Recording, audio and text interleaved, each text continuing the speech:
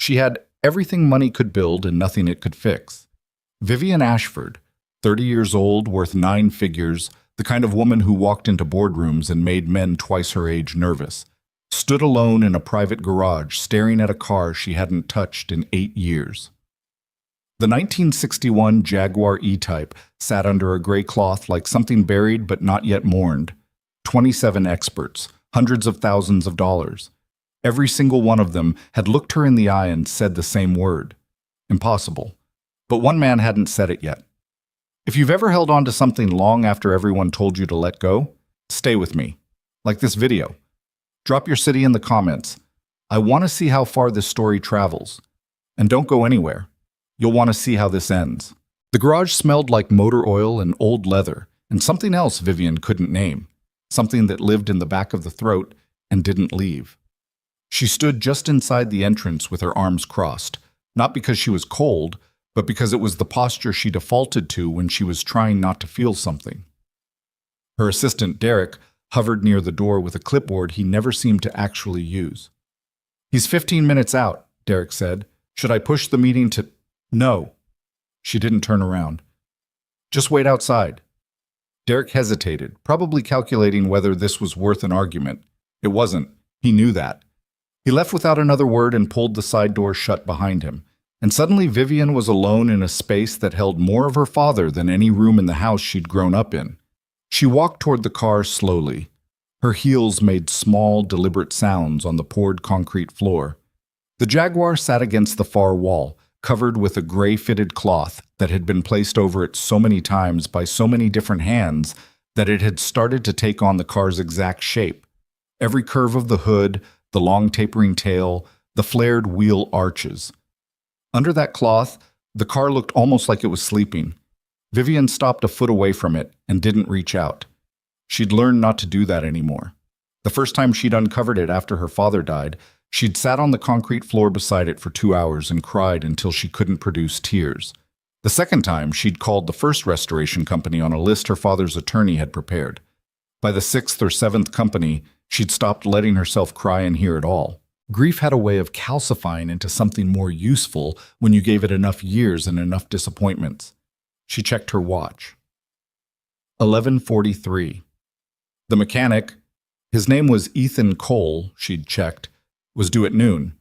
Her assistant had found him through a chain of referrals so convoluted it barely made sense. A friend of a guy who'd once worked at a restoration shop in Connecticut and remembered a name from almost a decade ago. Ethan Cole. Someone had said he was the best they'd ever seen with vintage British engines. Someone else had said he'd walked away from all of it years ago. Vivian had almost said no.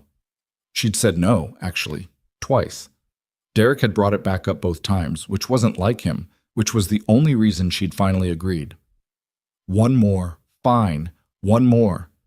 She heard the truck before she saw it. A low, reliable engine sound, nothing dramatic, the kind of vehicle that had earned its mileage honestly. She moved to the side window and looked out. A white pickup, maybe 12 years old, with a toolbox bolted in the bed and a small dent in the rear driver's side panel. It pulled into the gravel lot and parked cleanly, no wasted movements.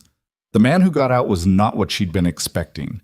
She didn't know exactly what she had been expecting. The other 27 experts had arrived in different configurations, some in suits, some in branded shop jackets, some with teams and equipment trailers and digital diagnostic systems that cost more than most people's cars. One had arrived by car service. Another had brought a documentary crew, which she'd turned away at the gate without discussion. Ethan Cole arrived alone in a white pickup truck wearing jeans and a canvas work shirt with the sleeves pushed up to his elbows. He was tall but not imposing, dark hair that needed a cut. He reached into the truck cab and pulled out a toolbox. Not a rolling case, an actual toolbox with a handle, the kind that looked like it had been kicked around for 10 years and kept working anyway. He set it on the gravel and looked at the building with an expression that was neither impressed nor dismissive. Just looking. Vivian went to the entrance door before Derek could materialize to manage the introduction. She pushed it open herself. "Mr. Cole." He looked at her without the particular kind of attention she was used to from men in business settings. That careful recalibration that happened when people remembered who she was. He either didn't know or didn't care, and she couldn't immediately tell which. "Miss Ashford," he picked up the toolbox. "Thank you for having me out. You know what you're here for. The Jaguar." "The Jaguar," she confirmed and stepped back to let him in. He walked past her into the garage without pausing, without taking in the space the way people usually did when they entered it. Her assistant always got quiet when he came in here, like he was entering a church. Ethan walked in like it was a garage. He set his toolbox down near the center of the floor and looked at the covered car for a moment. "How long has it been since anyone ran the engine?" 8 years? He nodded slowly, still looking at the covered shape. "And before that?" "It ran. My father drove it regularly. He was meticulous about maintenance. He kept records going back to when he bought it." "Do you have those records here?" She went to the shelf along the wall and pulled down a gray binder, worn at the corners. She held it out. He took it, flipped through the first several pages, and she watched his eyes move across the handwriting. Her father's cramped, precise notation, entries going back more than 20 years. Something in his expression shifted. Not softened exactly, but changed in some small way she couldn't identify. "You mentioned 27 restoration specialists," he said, still reading. 27. All of them looked at the engine? All of them. Some ran tests for days. One had it on his lift for 3 weeks. The consensus across every one of them was that the engine was mechanically dead. They couldn't identify a singular failure. There was no blown head gasket, no cracked block, nothing catastrophic. It simply wouldn't start, and they couldn't determine why. She paused. "Several of them told me I should keep it as a display piece and stop trying." Ethan looked up from the binder. "Did you consider that?" "I'm here, aren't I?" He almost smiled. It didn't quite get there, but it was close. He handed the binder back to her, walked to the Jaguar, and took hold of the fitted cloth at one corner. He glanced at her briefly, a question without words. She nodded. He pulled the cloth back in one smooth movement and laid it over the workbench nearby. The car was dark British racing green, not the bright version, but the deep old formula, the color that looked almost black in low light and turned jewel green when it caught the sun. The bodywork was pristine. She'd had it polished every 6 months regardless, because her father would have hated seeing it go dull. Chrome catches on the hood, the long, muscular hood line, the covered headlamps, wire wheels. Ethan stood back and looked at it the way Vivian had watched other people look at great paintings. Not admiring it exactly, but studying it, taking inventory of something. Then he did something none of the other 27 had done in quite the same way. He just walked around it. Slowly. Without opening anything, without touching anything, without connecting a single piece of equipment. He made one full circuit, paused, then walked around again in the other direction. At certain points, he crouched and looked at the underside. At others, he stood back and looked at the proportions of the whole car. Vivian watched him and said nothing. After several minutes, he put one hand lightly on the leading edge of the hood, not grabbing, just touching, and stayed like that for a moment with his eyes closed. "Mr. Cole?" "I'm listening," he said quietly. She stopped. He stood with his hand on the hood for another 30 seconds, eyes still closed, and she had the strange experience of understanding exactly what he meant, that he was listening to something she couldn't hear, something in the metal or the air or the memory of the machine. Then he opened the hood. He leaned in over the engine compartment for a long time. He didn't touch anything. He looked. He shifted the angle of his head, reading something from the way components sat, the way wires ran, the positioning of parts. The sound of a second vehicle pulling into the lot outside broke the quiet. Vivian recognized the car immediately when it appeared through the side window. A black Range Rover, new, with a personalized plate she'd seen before. Her stomach tightened. Victor Hale. She hadn't invited him. She knew immediately that Derek, who managed her calendar and believed in networking as a form of religion, had mentioned this appointment to someone, and somehow it had gotten back to Victor. He was exactly the kind of man who would show up uninvited to watch a competitor fail. Victor had been the 6th specialist she'd brought in 4 years ago. He'd arrived with a team of 4, a trailer full of diagnostic equipment, and a particular brand of confidence that she now recognized as the kind that fed on other people's doubt. He'd spent 4 days with the Jaguar, declared it mechanically unrevivable with more authority than anyone had before or since, and submitted a bill for his assessment time that had required 2 separate approvals from her finance team. He walked in without knocking. "Vivian," he spread his hands in a gesture meant to look like warmth. "I heard you were giving it one more shot. I couldn't resist stopping by." "Victor," her voice was even. "I don't remember inviting you." "I was in the area." He looked past her at the Jaguar, then at Ethan.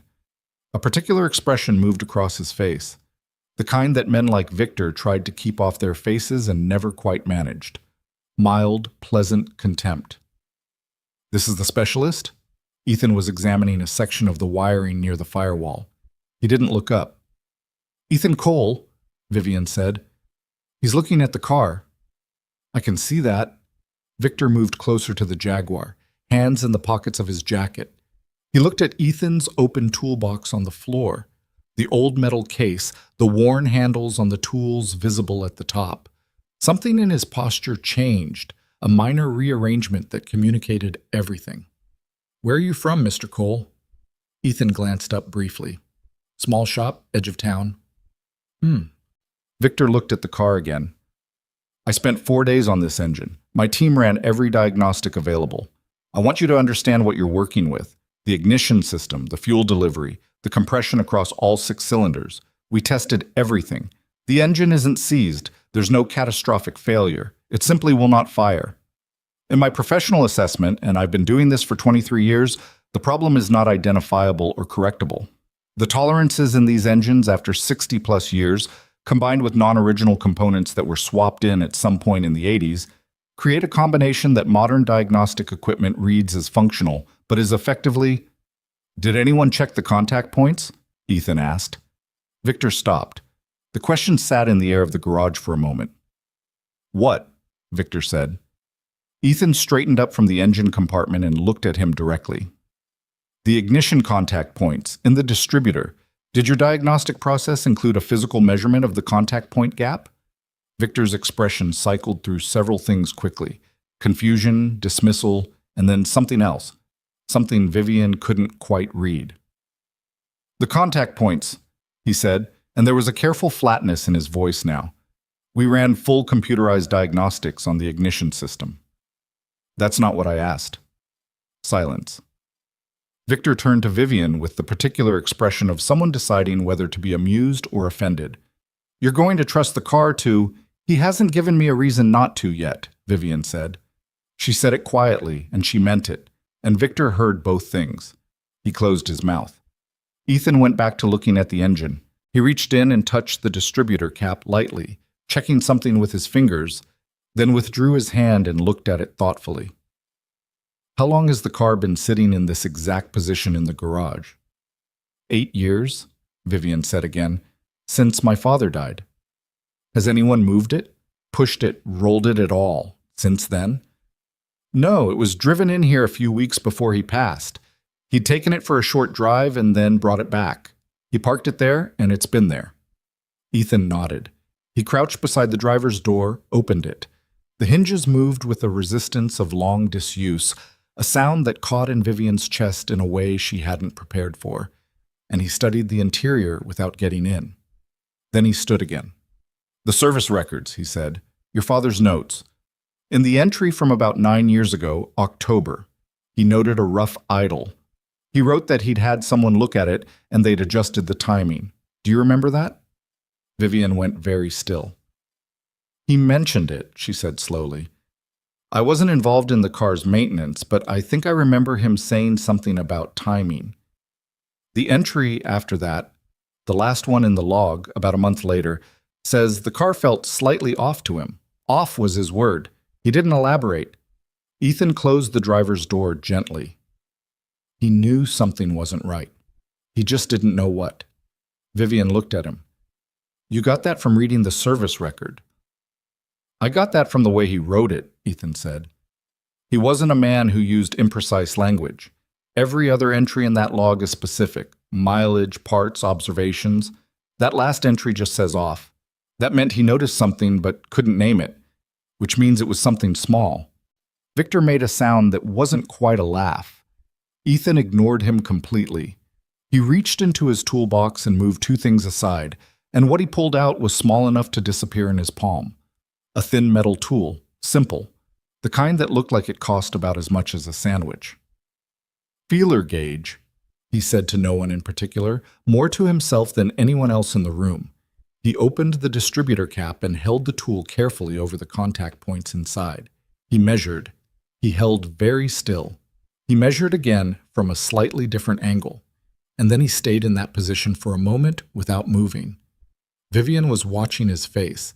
She had gotten good at reading what people's faces did when they were trying to manage what they were thinking, and what she saw in Ethan Cole's face right now was not triumph. It was something quieter, closer to recognition, the look of a person who has been searching in the dark and heard something move. "There it is," he said very quietly. Victor took a step forward despite himself. "What?" Ethan didn't answer immediately. He checked the measurement one more time, then straightened. "The contact point gap is off," he said. "Just under 4/1000ths of an inch. That's not much. It's barely a measurement most people would notice. But in a hand-built 1961 engine, 4/1000ths in the wrong direction means the ignition timing is never quite right. The spark fires at the wrong moment. Not badly enough for modern diagnostic software to flag it as a failure, just badly enough that the engine won't run." Victor stared at him. "Someone adjusted the timing 9 years ago and got the distributor contact points wrong in the process," Ethan continued. "Slightly. Maybe they were rushing, maybe they didn't have the right spec for this particular engine. The margin of tolerance in these old engines is tighter than people realize. They weren't built by machines, they were built by people, by hand. And every one of them has small differences that you can't find in a modern diagnostic manual because the manual doesn't account for the individual car." The garage was quiet. Vivian realized her arms had come uncrossed at some point. She was standing with her hands open at her sides. "So it can be fixed," she said. "I don't know yet," he said, and she was grateful that he didn't say yes the way the others had always said yes, with that particular forward lean that meant they were selling something. He said it plainly, the way someone says something they actually mean. "It should be fixable. I need to adjust the gap carefully and check a few other things before I can say for certain, but this is why it won't start. I'm confident of that." Victor was quiet for the first time since he'd walked in. Vivian looked at the Jaguar. Under the light in the garage, the dark green of the bodywork caught the overhead fluorescents and held them, a long, elegant shape that her father had loved with a kind of devotion she'd never fully understood until she started to lose it. She hadn't let herself hope in a long time. She was good at that, at managing expectation, at building structures against disappointment. It was what had made her successful. It was also what made certain rooms in her life feel like they were made of concrete. But standing in the garage right now, watching a man she'd never met hold a $12 tool and talk about thousandths of an inch, she felt something she'd mostly stopped expecting. She felt like maybe the car was going to run again.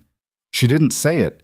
She just held it quietly, the way you hold something fragile before you know whether it's going to last. Ethan set the feeler gauge on the edge of his toolbox and reached for a small adjusting tool. "I'm going to need quiet while I work," he said, not to anyone in particular. "And I'd appreciate it if everyone stayed back from the engine." Victor said nothing. Vivian nodded. The garage went still, and Ethan Cole bent over the Jaguar's engine and got to work. Victor Hale didn't leave. Vivian had half expected him to, had actually counted on it, because Victor was the kind of man who exited rooms the moment they stopped being useful to him. But he stayed, positioning himself near the side wall with his arms crossed and his expression arranged into something that was supposed to look like professional curiosity, but read more like a man waiting for a punchline he'd already written. Ethan didn't acknowledge him. He worked the way Vivian imagined surgeons worked, not the dramatic kind from television, but the real kind, the ones who moved slowly and deliberately and didn't talk while they were thinking. He had the distributor cap off and was making the first careful adjustment to the contact points with a tool that looked like it had been in his family longer than most people kept cars. Vivian moved to the workbench along the wall and sat on a stool she kept there. Her back was straight out of habit. She watched. After about 10 minutes, Victor shifted his weight and said, "Where did you train?" Ethan kept working. "Here and there? Apprenticeship? Trade school?" "Both. And a lot of time making mistakes on cars I couldn't afford to break." Victor made a sound that acknowledged this without endorsing it. "The reason computerized diagnostics have replaced manual gap measurement in professional restoration work," he said, in the tone of someone delivering information they consider charitable, "is consistency. Human measurement introduces variance, the repeatability of electronic sensors. The repeatability of electronic sensors is calibrated against modern manufacturing tolerances," Ethan said, not looking up. "This engine wasn't built to modern manufacturing tolerances. It was built in Coventry in 1961 by about 40 people working with hand tools and individual judgment. When you run current diagnostic software on a 60-year-old hand-built engine, you're comparing it against a baseline that has nothing to do with what this engine actually is." Victor paused. "That's an oversimplification." "Maybe." Ethan set down one tool and picked up another. "But the gap was wrong and nobody caught it. So..." The sentence ended there, without venom, without satisfaction. Just the fact of it, sitting in the room.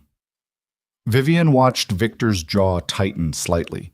She'd seen that expression on other faces, the particular tension of a man who's been correct about everything for so long that encountering something he missed has nowhere to go. She looked back at Ethan and found herself studying him the way she studied things when she was actually curious rather than just gathering information. He was maybe 32, she guessed. Hard to say exactly. There were lines around his eyes that weren't quite the lines of age, more the lines of someone who spent a lot of time outdoors and squinting at small things. His hands were careful, not elegant. There were old scars across the knuckles of his right hand, the kind that came from metal edges and not from anything gentle, but careful in the way that meant he understood the difference between force and pressure. She didn't know very much about him.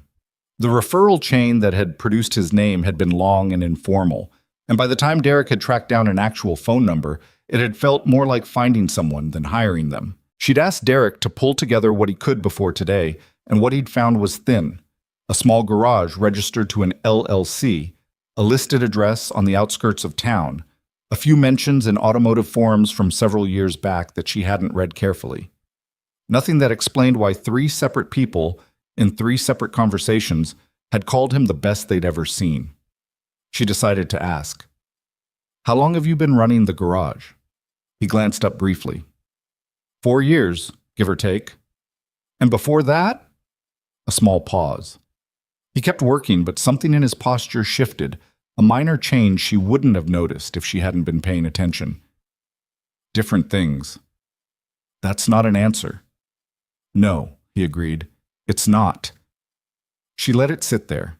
She was good at that, at leaving space in a conversation rather than filling it. Most people filled silence eventually. It was one of the more reliable truths she'd learned in business. But Ethan Cole just kept working, and the silence didn't seem to bother him the way it bothered most people. He existed inside it comfortably, like someone who'd spent a lot of time alone and had made his peace with that. Victor, predictably, was not comfortable with it. "There's a question I have," Victor said, "about your process. You came in here without any diagnostic equipment beyond a feeler gauge. You looked at the car for, 20 minutes? Before touching the engine. What exactly were you observing during that time? Because from where I was standing, it looked like you were simply walking around." Ethan finished what he was doing before answering. He set the tool down and checked his work carefully, bending close to the distributor. "I was listening," he said finally. "To what?" "The car wasn't running." "Doesn't have to be running." He straightened up. "A car that's been sitting for 8 years in a climate-controlled garage with regular cosmetic maintenance but no mechanical engagement. It tells you things. The way it sits on the suspension, whether there's been any fluid seep, the condition of rubber components that should have dried and cracked and haven't, which tells you about the environment, the smell of the interior, whether the leather has been treated or just cleaned, small things. Those things told you to look at the contact points." "No, the service record told me to look at the contact points. The car told me the service record was worth reading carefully." Victor stared at him. That's circular. Is it? Ethan reached for a clean rag and wiped the tip of the adjustment tool. The previous owner, her father, was meticulous. Every entry in that log is precise. He was an engineer by training. You can tell from the way he documented things. So when the last entry uses a vague word, that's not sloppiness. That's a precise man encountering something he couldn't precisely name. That's worth attention. Vivian had gone very still on her stool. Her father. The word in Ethan's mouth, applied to the man who'd kept that log, had landed somewhere she hadn't been expecting. Not because it was wrong, but because it was so plainly stated, without the careful softness people usually applied when referencing someone who had died. Just her father. A precise man. Someone worth paying attention to. She swallowed. Victor said something else, but Vivian didn't track it. She was looking at the Jaguar. Her father had bought it when she was 11 years old, before the money, when he was still building the company and every significant purchase required calculation. She remembered him coming home with it on a Tuesday evening and parking it in the driveway and calling her outside, not her mother, specifically her. And she remembered standing beside him in the fading afternoon light while he explained things about the car she was too young to retain. She'd watched his face more than she'd listened. He'd looked the way he looked at almost nothing else. Like a person completely inside a moment. She'd asked him once, when she was in college, why he loved it so much. He'd thought about it for a long time before answering. Because it was built by people who cared, he'd said. You can tell the difference, even 60 years later. It's in the tolerances, it's in the details they didn't have to get right, but got right anyway. She hadn't fully understood it then. She thought she understood it a little better now, watching a man she didn't know bend over the engine of the car her father had loved, looking for something that was only slightly wrong. She became aware that Victor was looking at her. I want to ask you something, he said, dropping the formal register slightly. Privately, if possible. She glanced at Ethan, who had his attention fully back on the engine and gave no indication of caring either way. You can ask it here, she said. Victor lowered his voice anyway, a habit of the kind. You've spent, I don't know the exact figure, but a substantial amount, on restoration attempts over 8 years, and you're now pinning a significant amount of hope on someone whose qualifications you've told me you can't verify, using a manual approach that every serious restoration professional has moved away from. I understand this car has sentimental value. I'm not dismissing that. But at what point does the sentimental value become a reason to let go rather than a reason to keep? Victor. Her voice was quiet and completely final. You drove here uninvited. You can stay and watch, or you can leave. Those are the options I'm offering. Something moved across his face. Not embarrassment exactly, but adjacent to it. He nodded once and said nothing else. Ethan made a small sound that might have been something and might have been nothing, and kept working. The afternoon moved forward in increments. Around 2 o'clock, Derek appeared at the door with 2 coffees in a carrier, which Vivian suspected he'd driven out to get rather than producing from the building's kitchen, because the kitchen coffee was bad, and Derek was constitutionally incapable of offering bad coffee in a tense situation. She took one. Ethan shook his head without looking up. Derek left the carrier on the workbench and retreated. Victor eventually accepted the second cup. By 2:30, Ethan had finished with the distributor and moved to a secondary inspection of the fuel system. Not a deep investigation, more a confirmation, checking that none of the other components had degraded in a way that would undercut what he'd corrected. He worked methodically, and he worked alone, and the only sounds in the garage were the small sounds of tools and the occasional traffic noise from the road outside. It was just past 3 when his phone rang. He straightened, checked the screen, and his whole demeanor changed in a way that was immediate and obvious. Not alarmed, just present in a different way, like a different part of him had been activated. I need to take this, he said. Excuse me. He stepped toward the door, not fully outside, staying where he could still see the garage, but speaking quietly. Vivian wasn't trying to hear the conversation. She'd spent her professional life in environments where people eavesdropped, and she had a particular distaste for it. But the garage was not large and sound carried. She caught fragments. Yeah, I'm still here. No, it's okay. Is she... A pause. Longer. Put her on. Then his voice changed again, dropped to something private and quiet. Hey, Bug. How was school? Another pause. A short sound that was almost a laugh. I know. 2 more hours, okay? Maybe 3. Can you? Pause. I know Mrs. Delvecchio is boring. Everyone's teacher is boring. That's what teachers are for. Something else, too quiet to catch. And then, very distinctly, I'll be home for dinner. I promise. Yeah. Okay. Bye, Bug. Bye, Bug. He came back in, dropped the phone in his shirt pocket. He kicked in and picked up his tools again. Nobody said anything. Victor was looking at his own phone. Vivian looked at the Jaguar. The call had lasted maybe 90 seconds, and Ethan had already moved back into the engine compartment as if it hadn't happened, but the shape of it remained in the room. A child.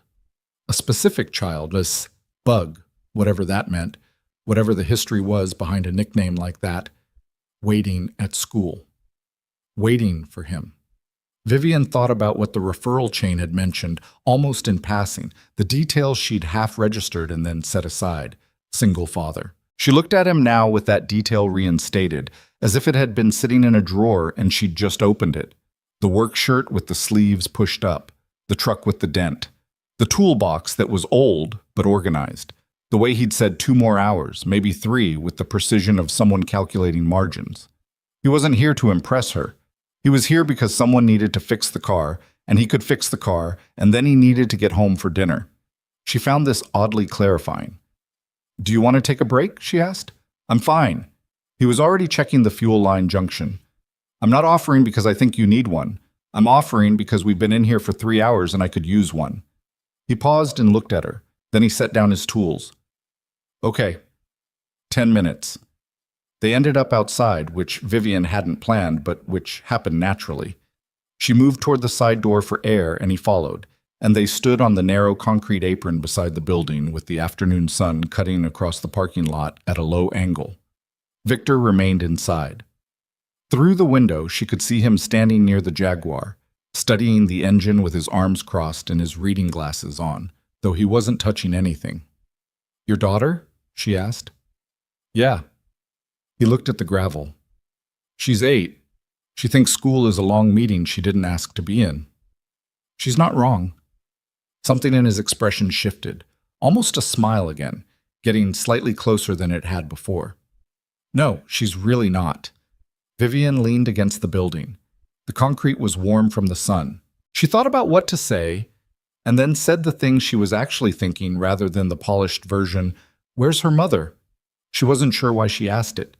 It was not the kind of question she typically asked strangers, but something about this afternoon, the garage, the car, the service record in her father's handwriting, had worn down whatever apparatus usually filtered her questions. He didn't flinch. He just looked at the gravel for a moment longer and said, She left when Mara was 3. She's in Portland now. She calls on birthdays. He paused. Most birthdays. Vivian didn't say she was sorry.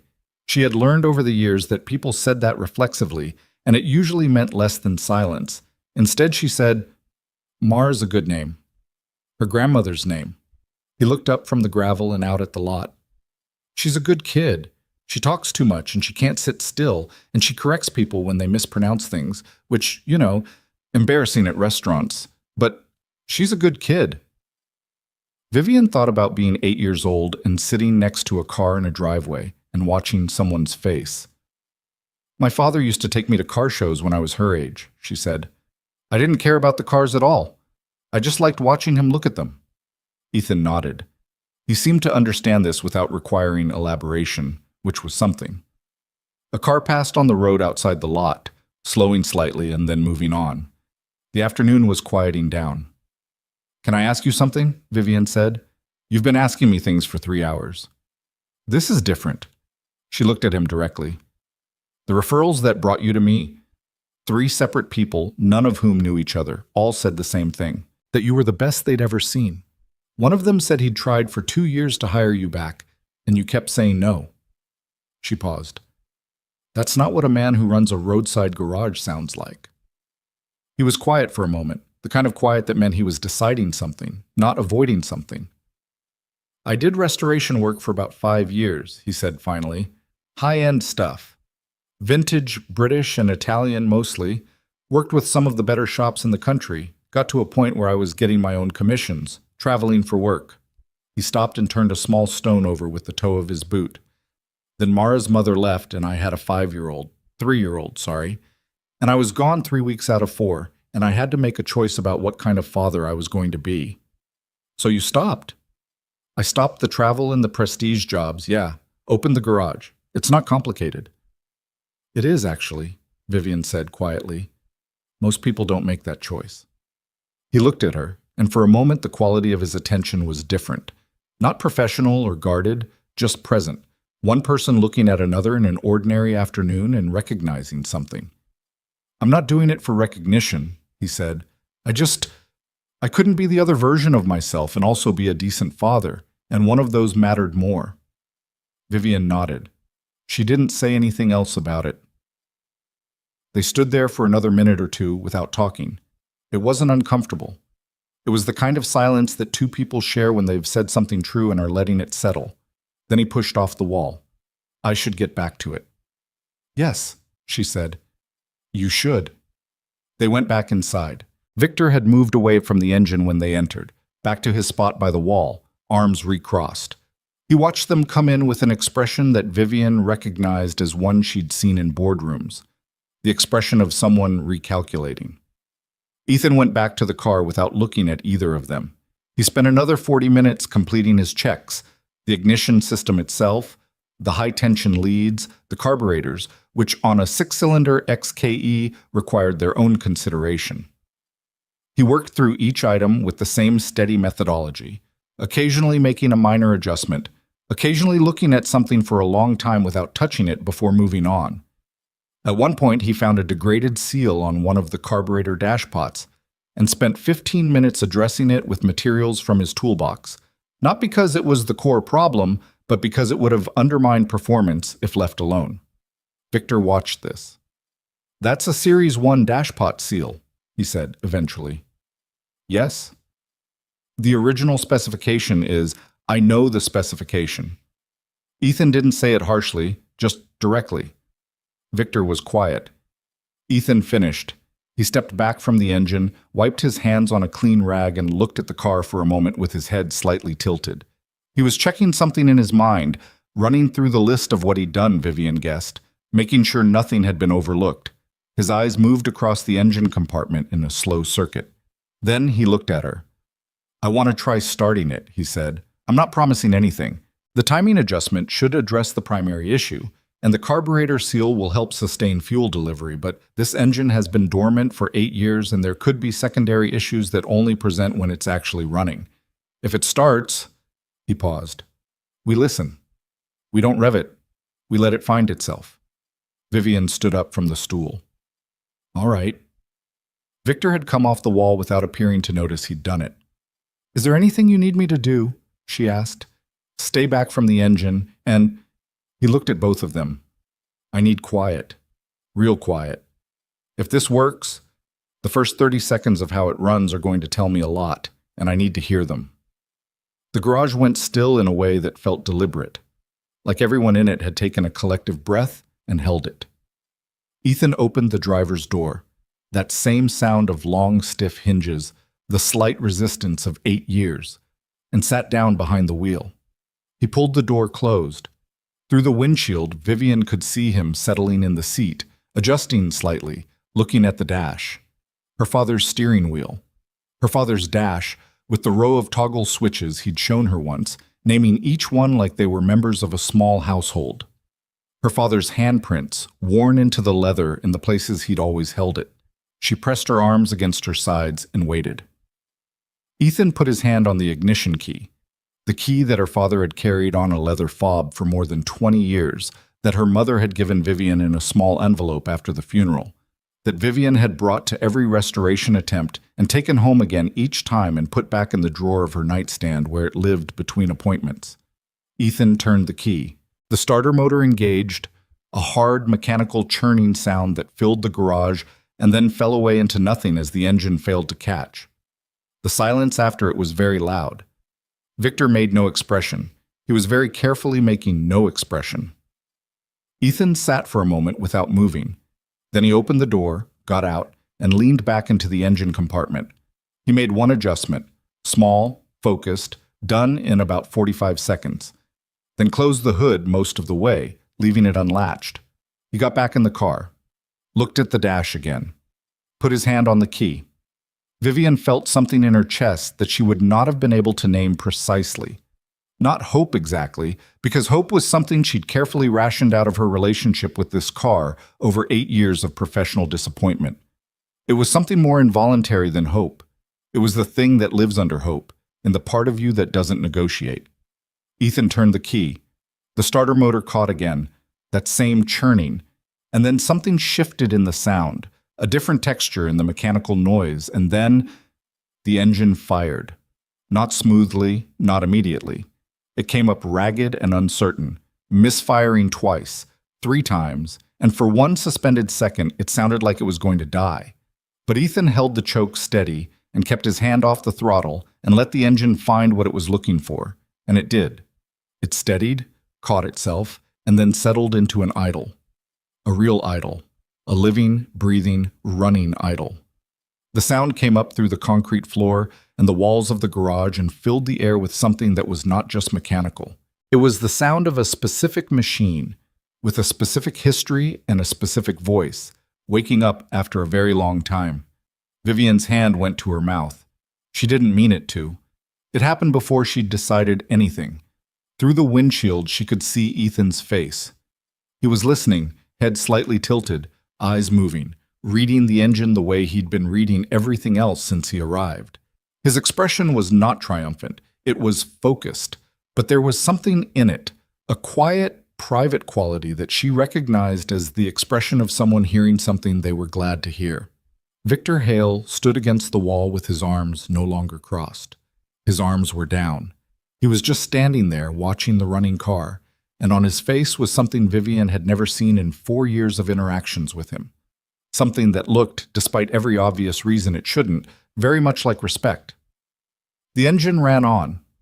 Outside, the late afternoon had gone golden and flat, and the light came through the side window in a long angle that crossed the garage floor and reached the Jaguar's hood.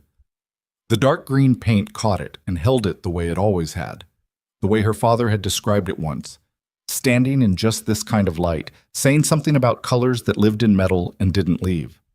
She stood in the middle of her father's garage and listened to his car breathe, and she didn't cry, or at least she almost didn't cry, which for Vivian Ashford counted as doing fine. After 2 minutes, Ethan shut the engine off.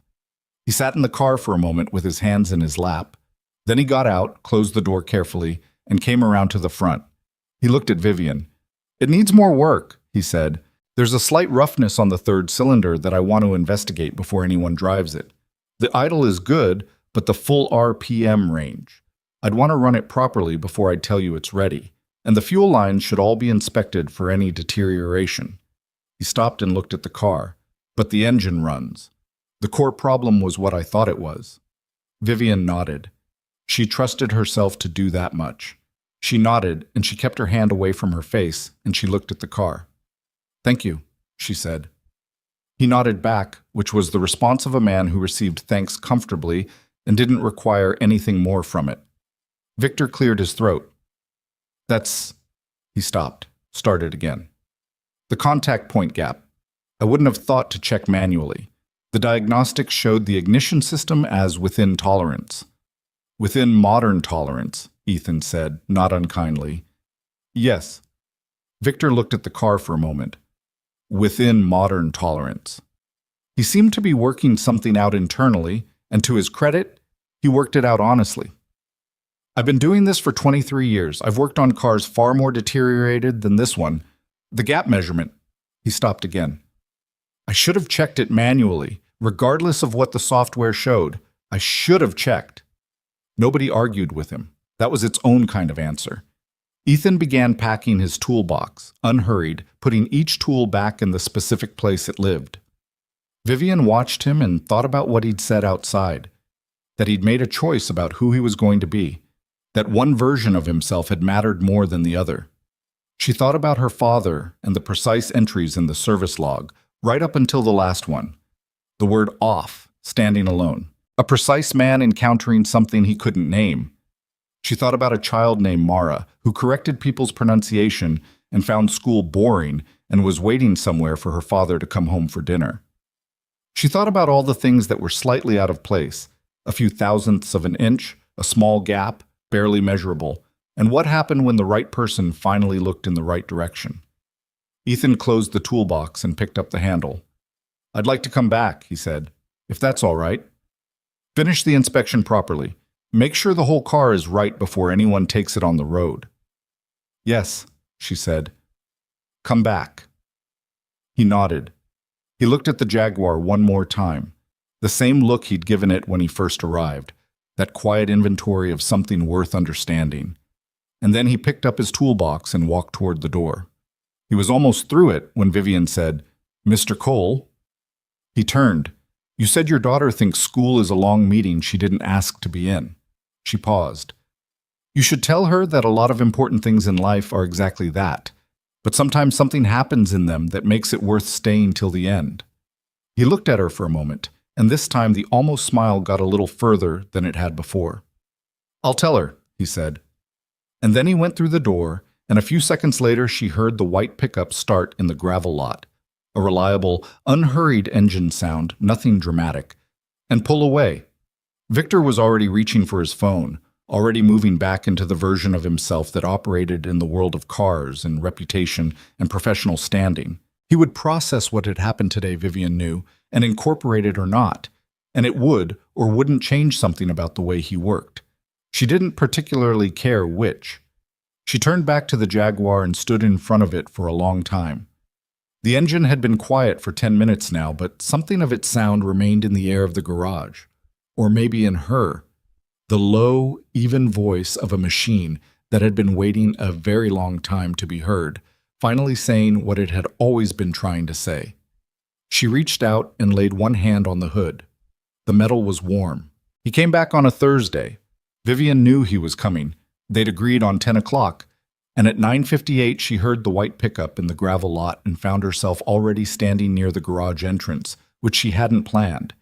She'd spent the intervening 2 days telling herself she wasn't thinking about the car, or the sound it had made, or the man who'd produced that sound. And she'd been largely unsuccessful at all three. She'd also spent part of those 2 days doing something she hadn't done in years, reading her father's service records again. Not skimming for information to pass along to a specialist, actually reading. Her father's handwriting, cramped and precise, filling the narrow lines of the log with dates and mileages and observations spanning more than 2 decades. She'd sat with the gray binder on her kitchen table on Wednesday evening with a glass of wine she'd barely touched, and read every entry from the beginning. And somewhere around the 3rd year of records, she'd had to stop and look at the wall for a while before she could continue. The log ended the way Ethan had noted. That final entry, the word "off" sitting at the end of a line like something unresolved. She'd looked at it for a long time. Her father had known something was wrong. He just hadn't known what, and then he'd run out of time to find out. She thought about that more than she wanted to. Ethan came through the door carrying the same toolbox, wearing a different work shirt. Dark blue this time, same style, sleeves already pushed up despite the morning cool. He nodded at her the way people nod when they've already established a working understanding and don't need to rebuild it from scratch each time. "Morning," he said. "Morning." She moved aside to let him pass. "Coffee's on the workbench." Derek brought a proper setup this time. He felt bad about the cups from Tuesday. Ethan looked at the small coffee maker on the workbench, the kind that produced something drinkable rather than something functional, and seemed mildly surprised by it. "Tell him thank you." "I'll pass that along. He'll be extremely gratified." The ghost of an expression crossed his face and disappeared. He set the toolbox down and went to the Jaguar. The car was exactly as he'd left it, hood unlatched, cloth folded on the workbench. Vivian had not covered it again after Tuesday.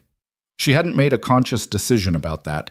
She'd just found herself leaving it uncovered, the dark green bodywork visible in the garage light every time she came in. It felt wrong to cover it again after it had run, like putting a sheet over someone who was awake. Ethan poured himself a coffee, took one sip, set it aside for later, and lifted the hood. He worked through the morning systematically, and Vivian learned quickly that the rhythm of his second visit was different from the first. Tuesday had been investigation. He'd been reading the car, mapping it, finding the thing everyone else had missed. Today was different. Today he knew what the car was and what it needed, and the work had a different quality to it, more fluid, less searching. He moved through the engine compartment with a confidence that wasn't performance. It was just competence operating at its natural speed. She stayed in the garage. She had her laptop and a stack of things she'd brought to work on, and she set them up on a folding table Derek had produced, and she worked through emails and a contract review while Ethan worked on the car. It was an odd domestic arrangement, two people occupying the same space in parallel, and she noticed after an hour that she'd cleared more from her inbox than she typically managed in a full morning at her office. Something about the quality of the quiet, maybe. Or about having a reason to be in the room. Around 11, Ethan said without preamble. "Tell me about your father." She looked up from her laptop. He wasn't looking at her. He was examining the fuel lines along the firewall, following each one with a careful hand. He said it the way he said most things, as a statement rather than a solicitation, but she understood it was a question. "What do you want to know?" "Anything. The log tells me how he maintained the car. It doesn't tell me who he was." She considered this. "Why does that matter for the repair?" "It doesn't," he said. "I'm just asking." She looked at the screen for a moment, then she closed the laptop. "He was an engineer," she said. "Structural. He built bridges for 20 years before he started the company. He had the kind of mind that approached problems the way you approach them. Everything has a root cause. You just have to find it. He was patient, more patient than most people I've ever met." She paused. He was also terrible at being told no. Not in an aggressive way. He just genuinely didn't register it as the end of a conversation. "That's where you get it," Ethan said. She blinked. "Excuse me?" "The 27 specialists." He moved the light to check under a fuel line junction. "Most people stop at 4 or 5 when something can't be fixed. 27 is someone who genuinely doesn't register no as the end of a conversation."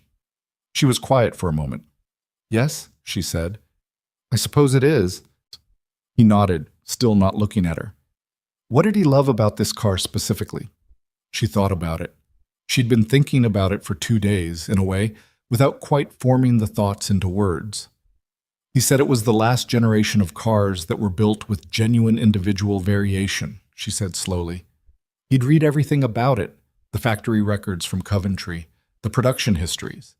He knew that the workers who built these engines did it by hand, by measurement, and feel and judgment. And he said you could tell. He said if you knew how to listen, every E-type had its own specific voice and its own specific character, and that character came from the people who built it. She stopped. Something in saying it aloud brought it closer than she'd expected. He said machines carry the people who made them, she said. In the tolerances, in the details. He said that was why it mattered how carefully something was made, because that care didn't go away. It stayed in the object. Ethan had stopped moving. He was standing with his hand resting lightly on the edge of the engine compartment, looking at something in the middle distance, and his expression was the particular one she'd begun to recognize, the one that meant he was processing something that had connected with something else. He was right, Ethan said quietly. I know. He stayed like that for a moment, and then he went back to the fuel lines, and neither of them spoke for a while. By midday, Ethan had completed the fuel system inspection and was satisfied with the lines. No deterioration significant enough to affect performance, which he attributed to the controlled environment of the garage and the quality of the work done by whoever had last replaced them, which the service log indicated was her father himself, in an entry from about 12 years back. He replaced his own fuel lines? Ethan asked, looking at the log entry. He learned basic mechanics before he could afford to hire mechanics, Vivian said. He said if you didn't understand how something worked, you couldn't properly judge whether someone was maintaining it right. Ethan looked at the entry for another moment. Good philosophy. Most of his were. They ate lunch without planning to. Vivian had called Derek, and Derek had produced sandwiches from somewhere, and they sat on opposite sides of the folding table in the garage with the Jaguar between them and ate and talked, or didn't talk, in roughly equal measure. "How's Mara?" Vivian asked at one point. "In a fight with her best friend," he said, "over something that happened at lunch yesterday. I got a full briefing at dinner. It lasted 40 minutes. Who's at fault?" "Her friend, clearly, according to Mara." He picked up his coffee. "According to the available evidence, it's more complicated." "Did you tell her that?" "I told her that people we care about sometimes do things that are thoughtless, and it doesn't mean they don't care about us." He paused. She thought about it for about 10 seconds and then said that was basically just telling her to get over it. Vivian almost laughed. "She's not wrong." "No," he said. "She's really not." He set the cup down. "She's 8 and she already catches every hole in an argument. I don't know if I'm raising her or she's raising me." Vivian thought about being 8 and following her father around job sites when he was still doing field work, asking him questions about the bridges he was building until the foreman looked pained. Her father had never told her to stop asking. He'd answered every question until she ran out of them, and then he'd ask her what she thought the next question should be. "The ones who catch holes in arguments early," she said, "they're exhausting at 8. They're exceptional at 30. He looked at her across the folding table. "You speaking from experience?" "Both sides of it." He nodded once. It was the nod of someone who understood exactly what she meant and didn't need her to explain further. After lunch, he moved to the 3rd cylinder. The roughness he'd noted when the engine first ran, the issue he'd flagged as needing proper investigation. He pulled the spark plug on the 3rd cylinder and examined it under a work light for a long time, turning it slowly. "What are you seeing?" Vivian asked. "The plug's fouled," he said. "Not badly, but enough. It's been running rich on this cylinder, more fuel than air relative to the others, which means either the needle jet in that carburetor is slightly out of position or the needle itself has some wear." He set the plug on a clean rag.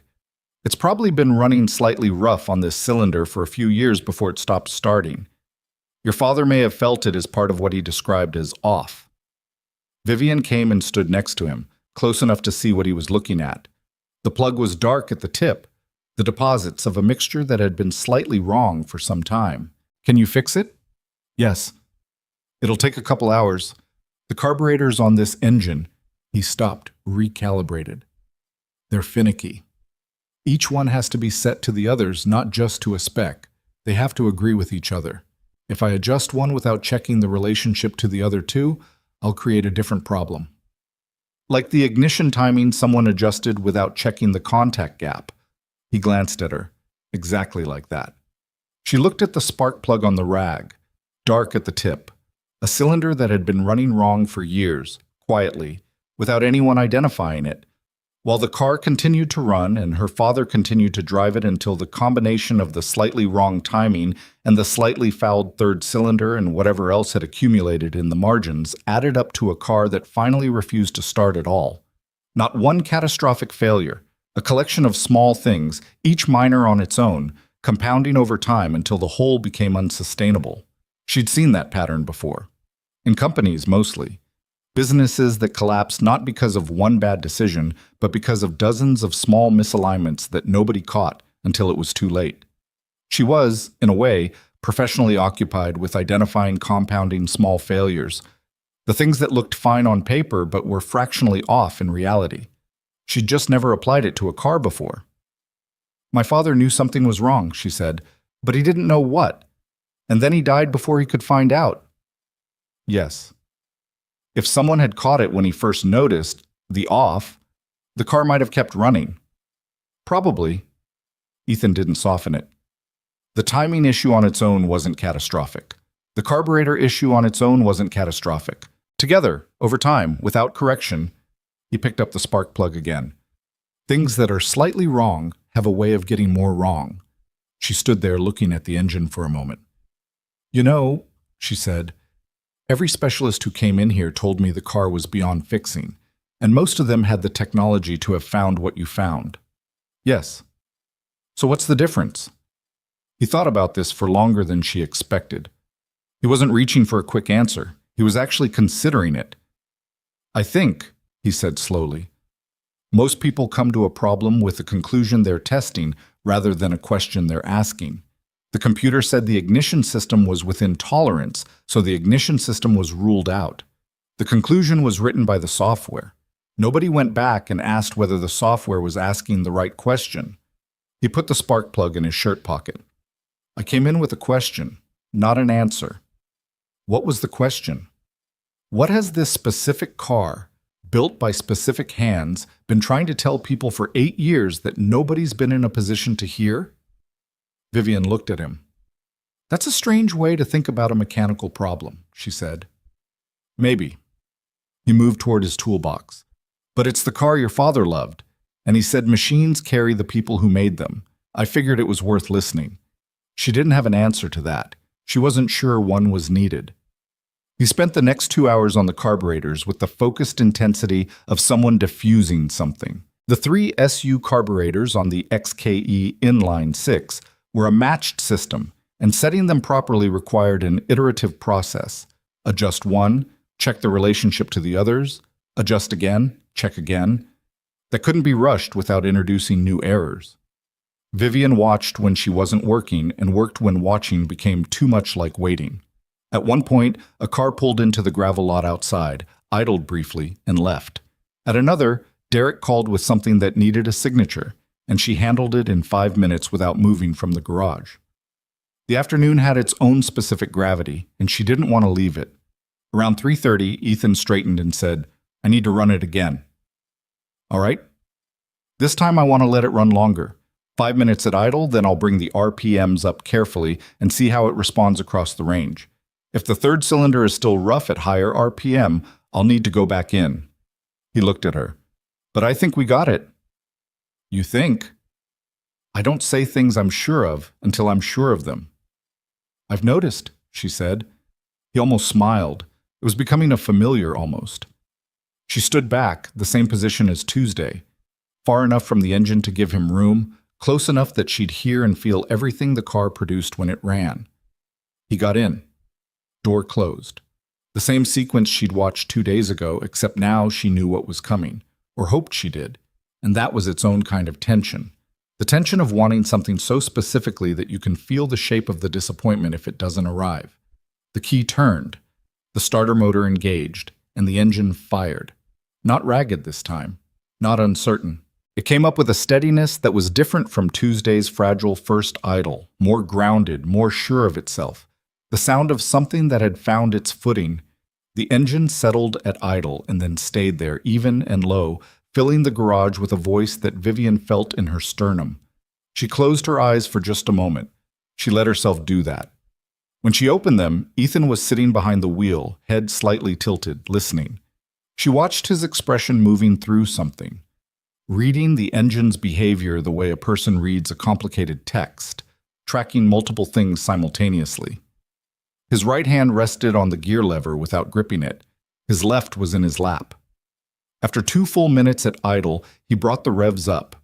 Carefully, in stages, a gentle increase, held for several seconds, then higher, held again. The engine's voice changed with each increment, moved up in register, stayed even. At the higher range, it produced a sound that was unmistakably, specifically, the sound of this engine in particular. The way a voice is recognizable not just as a voice, but as a specific person's voice. Vivian put a hand over her mouth. She did it before she knew she was going to. She'd heard recordings of this engine. Her father had made a recording years ago, playing it on his phone to her once during a conversation about the car.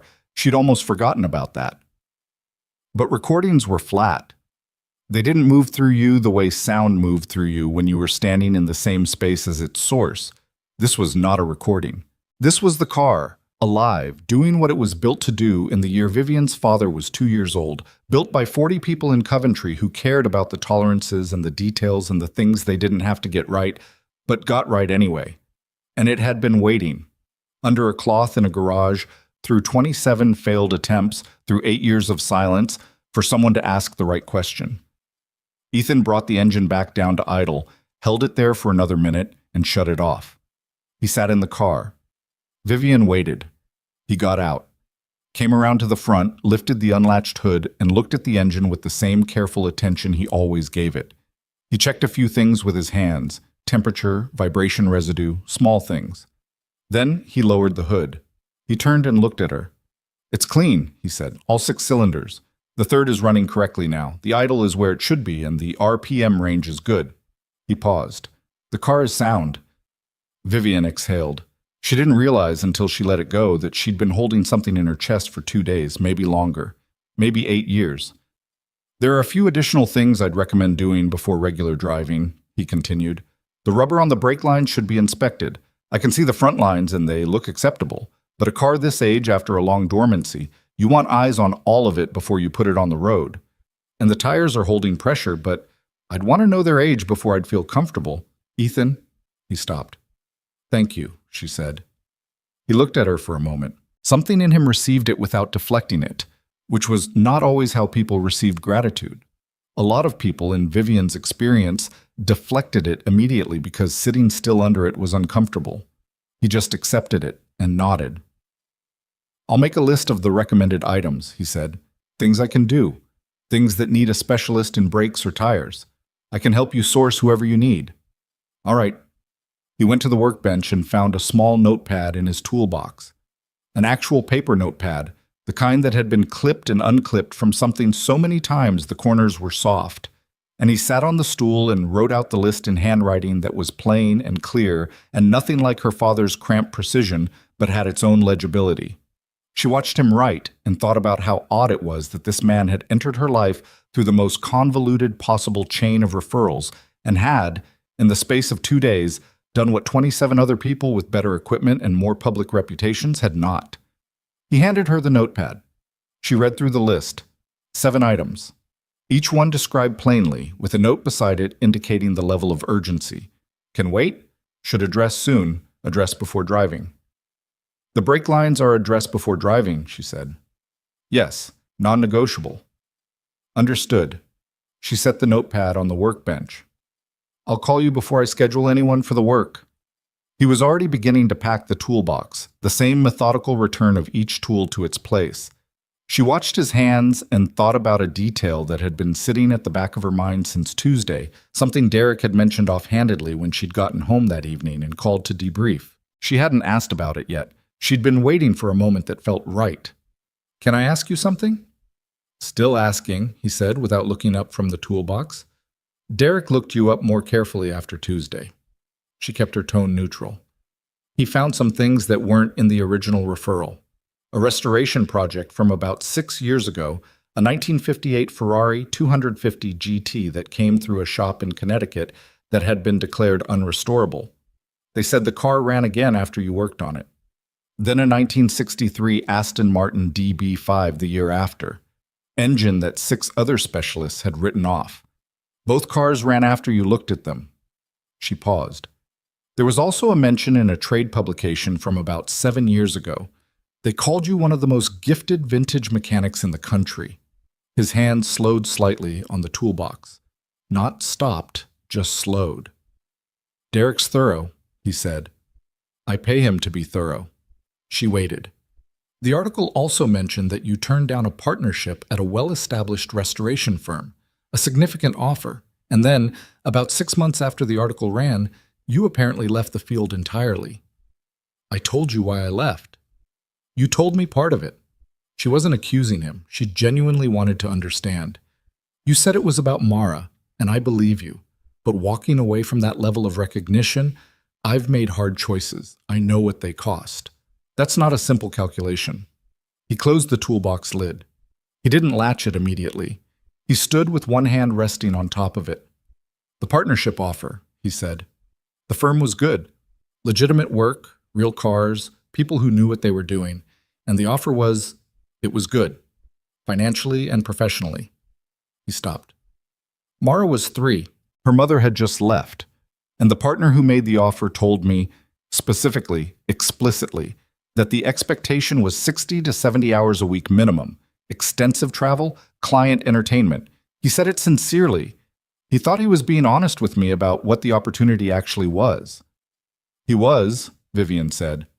"He was," Ethan agreed. And I sat with it for 3 days. I did the math on what it would mean for Mara, who would take care of her, how often I'd be home, what she'd remember about her childhood. He picked up the toolbox handle. I couldn't make the math work in a direction I could live with. So you walked away from everything you'd built. I walked away from the version of it that required her to grow up without me in it. He shrugged. The garage isn't nothing. I work on real cars and I charge fair prices, and I'm home for dinner. There are worse things. Vivian thought about the empire she'd built. The company, the portfolio, the reputation. She'd built it without anyone asking her to choose between it and something else, which was its own kind of luck, and she recognized it as such. The cost of that had been other things, quieter absences that she'd filed away rather than examined. Did you ever regret it? She asked. Which part? The choice. He thought about it. He was honest in his thinking, which she'd come to expect. He didn't immediately produce a reassuring answer. Some days, he said. When there's a car I'd have loved to work on and I hear someone else got it, or when the money's tight and I'm doing the math on whether Mara can do the things she wants to do. He paused.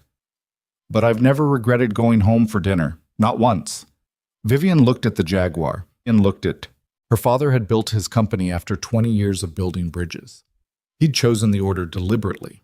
Career first, then enterprise, then the things that lasted. The Jaguar had been part of his later years after the choosing had mostly been done. He'd had the luxury of sequence. Most people didn't. The people who sent me your name, she said. 3 of them. All of them said you were the best they'd ever seen. Do you know they all said that? He looked at her. I didn't, he said. They did. She picked up the notepad with his list of recommended work. For whatever it's worth. He was quiet for a moment. It's worth something, he said. And then he picked up the toolbox and didn't elaborate, which was, she was learning exactly how he operated. He received things and acknowledged them and then moved on without mining them for more than they naturally yielded. She walked him out. At the door, he stopped and looked back at the Jaguar one more time. The car sat in the afternoon light. Hood closed now, bodywork bright in a way it hadn't been when it was just a covered shape, and looked entirely different from the thing it had been 48 hours ago. Not because anything visible had changed, because something inside it had changed. Your father knew the car was off, Ethan said, still looking at it, and he was going to figure it out. He just didn't have enough time. No. He would have found it eventually. Someone like him with those records, paying that kind of attention, he would have gotten there. Vivian looked at the car too. I think so. He was the right person for it, Ethan said. And then you were the right person for finding someone who could do it in his place. She didn't say anything immediately. She stood beside him in the doorway and looked at the car her father had loved, now running again, its engine quiet but present in the room, the way a person is present in a room even when they're not speaking. He would have liked you, she said. Ethan glanced at her sideways. Because of the contact points? He asked. Because you read the log, she said. Because you read his handwriting and understood what off meant, and you took it seriously. She paused. He would have liked anyone who took his careful work seriously. Ethan nodded, just one once, the same nod as before, receiving something without requiring more from it. He went through the door. She stood in the entrance and listened to the pickup start in the gravel lot. Reliable, unhurried, the engine of a vehicle that was not glamorous and didn't need to be, and watched it back out of the lot and onto the road. When it was gone, she turned back into the garage. The Jaguar waited in the afternoon light, dark green and still, the hood latched now, chrome catching a particular angle of sun through the high side window. 8 years of silence and 36 hours of work, and it sat there looking exactly as it had always looked, which was the strange thing about fixing something that was built to last. When you got it right, the thing itself didn't look different. It just was different. The difference was in what it could now do rather than in how it appeared. She walked toward it slowly. She reached out and lay both hands flat on the hood this time, not one. Stood there with the warm metal under her palms. She thought about what Ethan had said, about her father knowing something was wrong and not having enough time, about being the right person for a thing, and what that meant, and whether it was something you earned or something you simply were. She thought about the service record, the precise entries that filled a gray binder from cover to cover, the last entry, standing alone, off. Her father had known he just needed someone to listen to what he couldn't quite name, to take the small, barely measurable things seriously, to bring the right question to the right machine at the right moment. She stood in the garage with her hands on the hood of the car and thought about how long certain things wait to be understood, and how rarely they give up waiting entirely, and what it meant to be the person who finally arrived. Outside, the afternoon was moving toward evening. The light through the side window was shifting, going lower and warmer, the particular quality of late afternoon light that reminded her of car shows and driveways, and a man naming toggle switches one by one as if they mattered. They had mattered. Everything her father had paid careful attention to had mattered. She stood there for a long time before she finally took her hands off the hood and went inside to make the calls. The brake line specialist came on Monday. His name was Gareth Poole, and he'd been recommended by Ethan, a short text message the morning after Thursday's session that read, "Gareth Poole for the brakes. Tell him the car. He'll know what to do." No phone number, which meant Derek had to find one, which Derek did in 40 minutes while mildly complaining about the informality of the referral system. Gareth arrived in a van with his own lighting rig and spent 4 hours under the Jaguar without saying much. And when he emerged, he told Vivian the front lines were acceptable, but the rear needed replacement, that he had the correct specification copper-nickel line in the van, and that he could finish it that afternoon if she wanted. She wanted. He finished at 4:30, tested everything, charged her a fair price that she recognized as a fair price because she'd looked up what fair looked like before he arrived, and left without any ceremony. She texted Ethan. Gareth finished, rear lines replaced. He said to tell you the rest looked cleaner than he expected.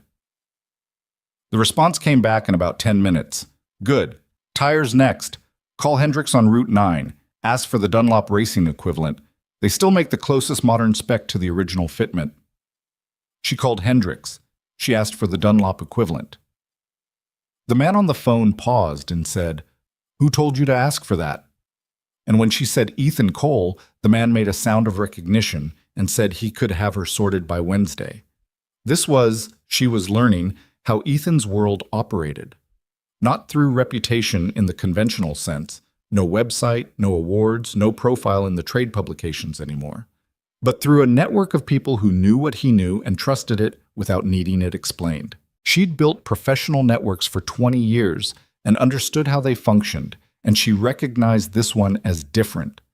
His wasn't built on positioning or strategic relationship management. It was built on the simple and old-fashioned fact that when Ethan Cole said something was good, it was good, and people remembered that. The tires went on Wednesday as promised. Thursday morning, exactly 1 week after his first visit, Ethan came back to do the final check. He arrived at 10 again, same truck, same toolbox, different shirt. Gray this time. The cuffs frayed slightly at the right wrist in a way that suggested it was an old favorite rather than a work shirt in rotation. He came in, poured coffee, and went to the Jaguar. Vivian had been in the garage since 8. She'd told Derek she was working remotely, which was technically true. She had her laptop and had cleared her morning calendar. The honest version was that she didn't want to be anywhere else when this happened. She was tired of managing that particular admission and had stopped trying. Ethan worked through the final checklist in about an hour and a half. Brake system confirmation following Gareth's work, tire pressures, fluid levels, a check of all the systems he'd addressed over the previous 2 sessions. He worked without narrating it, which she'd stopped expecting him to do. When he found something, he'd note it. When everything was as it should be, he'd say so. At 11:45, he stepped back from the car and wiped his hands. "It's ready," he said.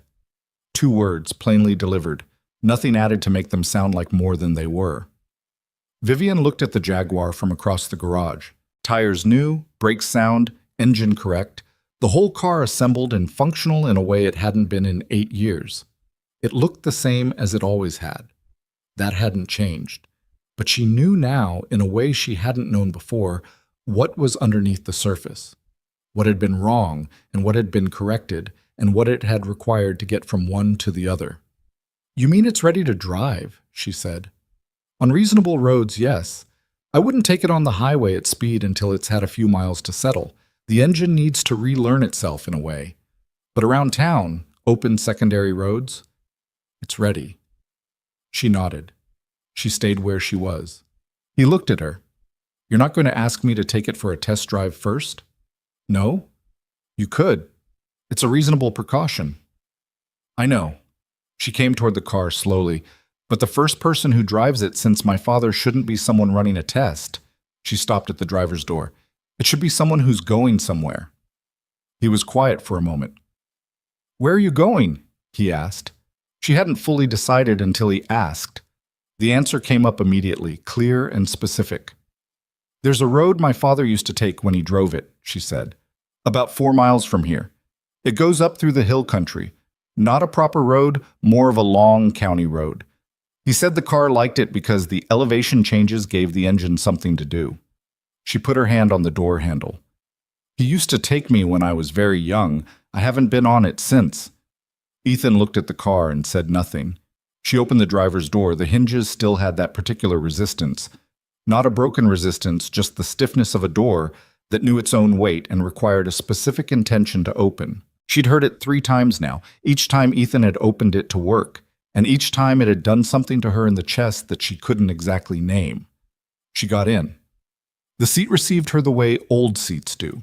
Not ergonomically, not adjusting to her, but simply offering what it had always offered and leaving it to her to accommodate. The leather was cold from the garage air and then almost immediately began to warm. She put her hands on the steering wheel. Her father's steering wheel. 3 spokes.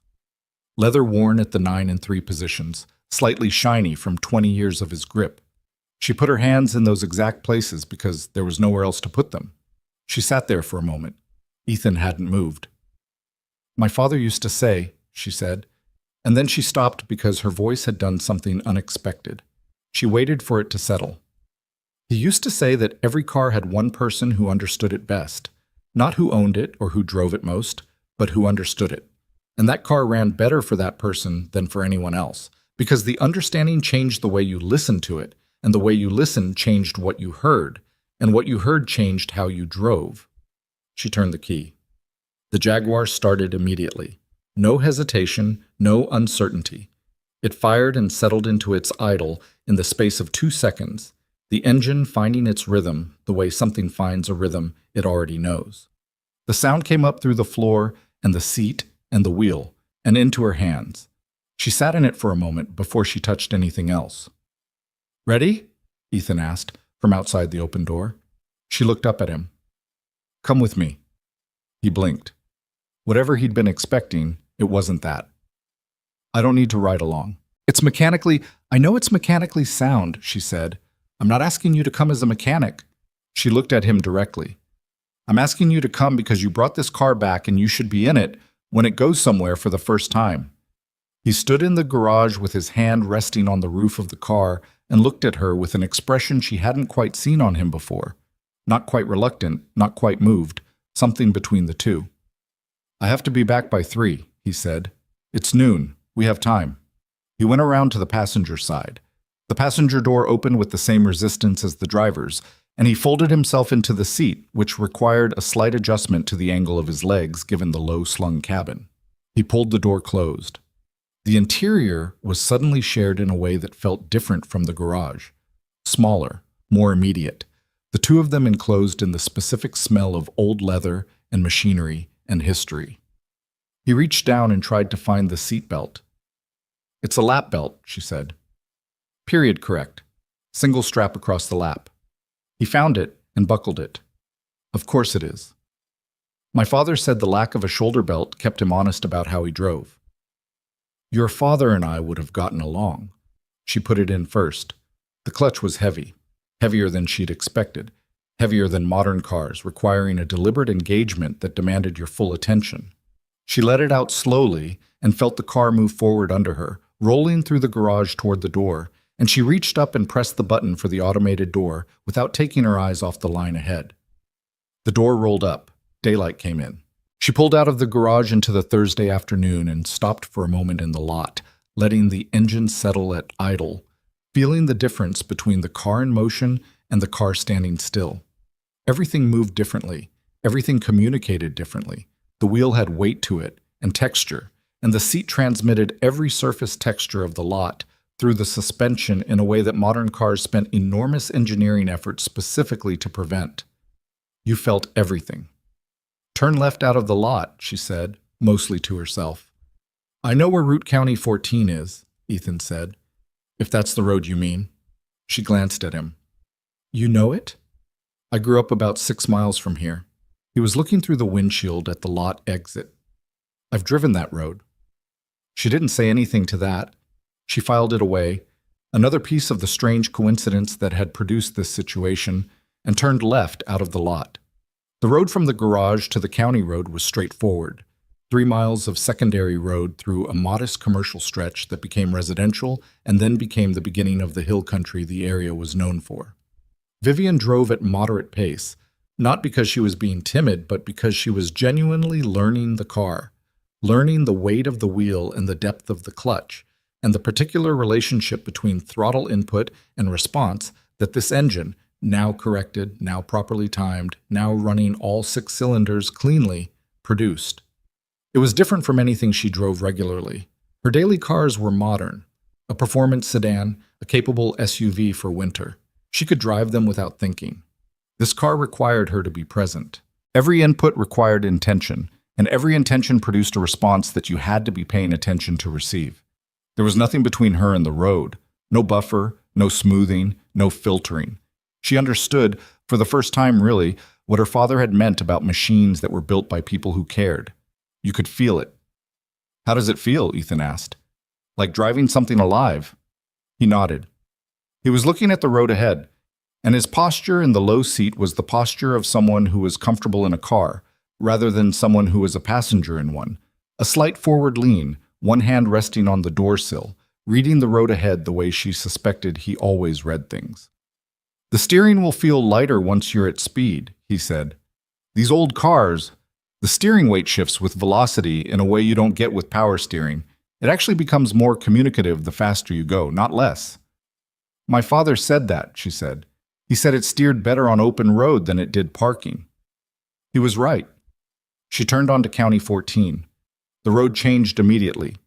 The surface shifted from maintained suburban tarmac to something older and slightly rougher, the kind of road that had been paved and repaved multiple times over decades and carried the history of that in its texture. Trees on both sides, not dense but present, and then the road began to climb. The Jaguar took the incline with the directness that Vivian felt through the throttle foot, the engine pulling into the rise, the 6 cylinders working together in the way they were supposed to, the way they hadn't been able to for years. She brought it up through the gears.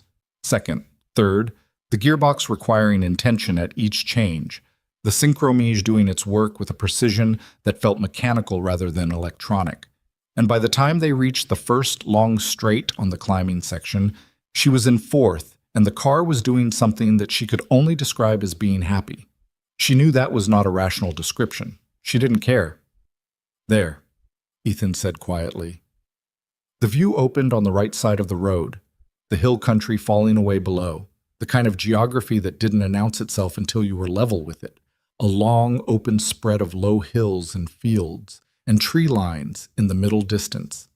The afternoon light was flat and even, the kind that made everything look like it was being seen clearly rather than dramatically, which was sometimes the more moving of the two. Vivian eased off the throttle and let the car settle to a lower pace, not stopping but moving slowly enough to take it in.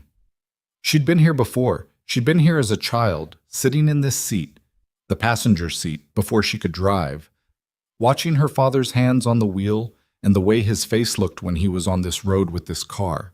He'd never been more at ease anywhere, not in boardrooms, not at home, not on any occasion she could remember as clearly as the memory of him on this road with his hands at 9 and 3 and his shoulders down. "He loved it up here," she said. "I can see why." Ethan was looking out at the view, unhurried. Good road, good sight lines. The elevation changes give you enough to pay attention to. He said it felt like the car could breathe up here. Ethan looked at her briefly. "Yeah," he said. "That's right." She drove on. They were quiet for a while. moving through the upper section of the county road with no particular agenda except the road itself. And it was comfortable in the way that certain silences with certain people become comfortable faster than logic suggests they should. She'd been in hundreds of important conversations in expensive places with professionally interesting people, and almost none of them had produced a quiet this easy. She thought about that while she drove. "Can I ask you something?" she said eventually. "Still asking," he said, which was what he'd said in the garage 2 days ago, and the repetition of it had the quality of something becoming a small shared language between two people. "When you worked on the car," she said, "when you were listening to it, looking at it, what were you actually doing? Not the technical part, I understand that, but the thing you said about asking what the car had been trying to tell people. What does that actually feel like from the inside?"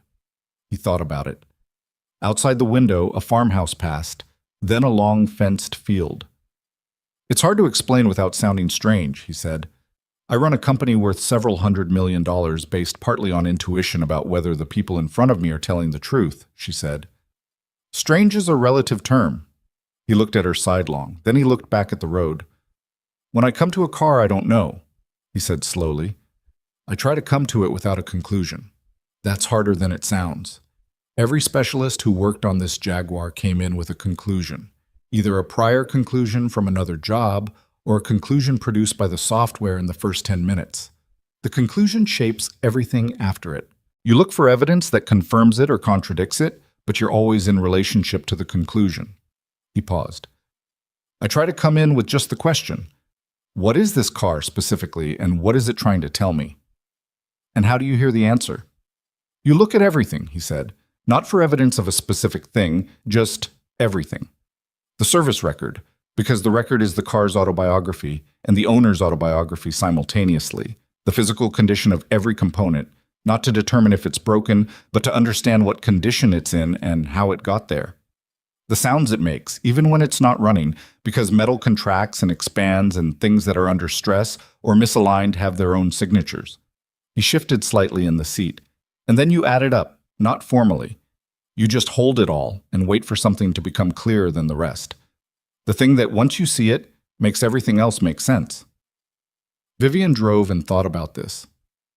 "You do that with people too, don't you?" she said. It wasn't really a question. He was quiet for a moment. "Probably." "You did it with me, when you arrived. You were reading me the same way you were reading the car." "I read everyone," he said simply, not apologetically. "It's not something I turn on and off." "What did you read?" The road curved left and she took it smoothly, the car leaning into the turn with a confidence that came from the correctly set geometry, the tires with appropriate grip, all the components doing what they were supposed to do. Someone who'd been disappointed so many times she'd built the disappointment into the expectation, he said, but who hadn't stopped, who was still there, still trying, still standing in the garage with the car uncovered. That matters. He looked at the road ahead. Also someone who'd read the service record herself, not just provided it for specialists to look at. You'd actually read it. She glanced at him. "How did you know that?" "The way you talked about it. You knew which entry I was referring to before I described it in detail. You knew the word off before I said it." She had. She'd been sitting at the kitchen table 2 days before he arrived, rereading her father's handwriting, and she'd held on that last entry for a long time.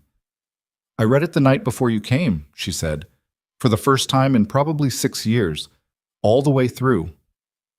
"What made you do that?" She thought about it. "I don't know exactly. Maybe because it was the last time, the last specialist. I wanted to be present for it, I suppose. Not just show up and hand someone the car and stand back." He nodded. "That's why it worked." "Because I read the service record?" "Because you came in paying attention instead of waiting for someone else to pay attention for you. That changes the room." He paused. "I noticed it immediately. You were actually watching, not performing watchfulness, actually watching. When I measured the contact gap, you were tracking what I was doing, not the result, the process." He glanced at her. "Most people in your position watch for the result. They want to know if it's fixed. You wanted to know how." Vivian felt something in this that she wanted to examine later when she was alone. "My father was like that," she said. "I know. I read his log." She shook her head slightly, not in disagreement, but in the acknowledgement of something. You keep doing that, connecting him to things. I spent a lot of time with his handwriting, Ethan said. You get a sense of someone from how they document things. He was precise, but he cared about the car in a way you can see in the notes. He didn't just document what was done. He documented what he observed, how the car felt, what he noticed. Most logs are just dates and parts. His reads like someone having a conversation with the machine. Vivian's throat did something. She focused on the road. He did love it, she said, in a way that was slightly separate from the rest of him, if that makes sense. Like it was its own category. It makes complete sense. They drove on. The road descended slightly and then leveled, and the view on both sides opened to the broader sweep of the area, the hills in the near distance, the pale afternoon sky, the whole landscape doing what landscapes in this part of the country did in the early afternoon of a good week, which was simply exist without apology. Vivian thought about a conversation she'd been avoiding since Thursday. Victor called me, she said. Ethan looked at her. Yesterday, she said. He called to say a few things. One was that he'd looked into the contact point specification for this engine and confirmed that what you'd found was, in his words, the correct diagnosis. She paused. The other thing he said was that he'd asked around about you in the professional community. He said the response was consistent. What did he want? Ethan asked. He said it neutrally, without defensiveness, genuinely asking. He said he wanted to understand how someone with your background ended up running a small garage rather than being, his phrase, at the top of the field. She kept her eyes on the road. I told him that was a question for you, not me. What did he actually want? Ethan asked again, more specifically. He wants to offer you something, she said. He's involved with a consortium that's acquiring a significant collection of vintage British and Italian vehicles. They're looking for someone to oversee the restoration program. He said it's based here, no significant travel, substantial compensation. She waited. Ethan was quiet. Outside the window, the road passed under the car steadily, the engine doing its work with the easy authority of something that had been properly corrected and was now operating inside its own competence. He told you this so you'd tell me, Ethan said. Yes. I think he thought it might carry more weight coming from me. She paused. Or possibly he felt he couldn't deliver it to you directly after Tuesday, which I understand. Ethan looked out the passenger window. What do you think? She asked. I think Victor's opinion of me went from 0 to significant in about 3 hours, and that's not a stable foundation for a professional relationship. No, she said, it's not, though in fairness, the work stands on its own. The work stands on its own in a small garage too. She nodded. She hadn't expected to push him on it, and she didn't.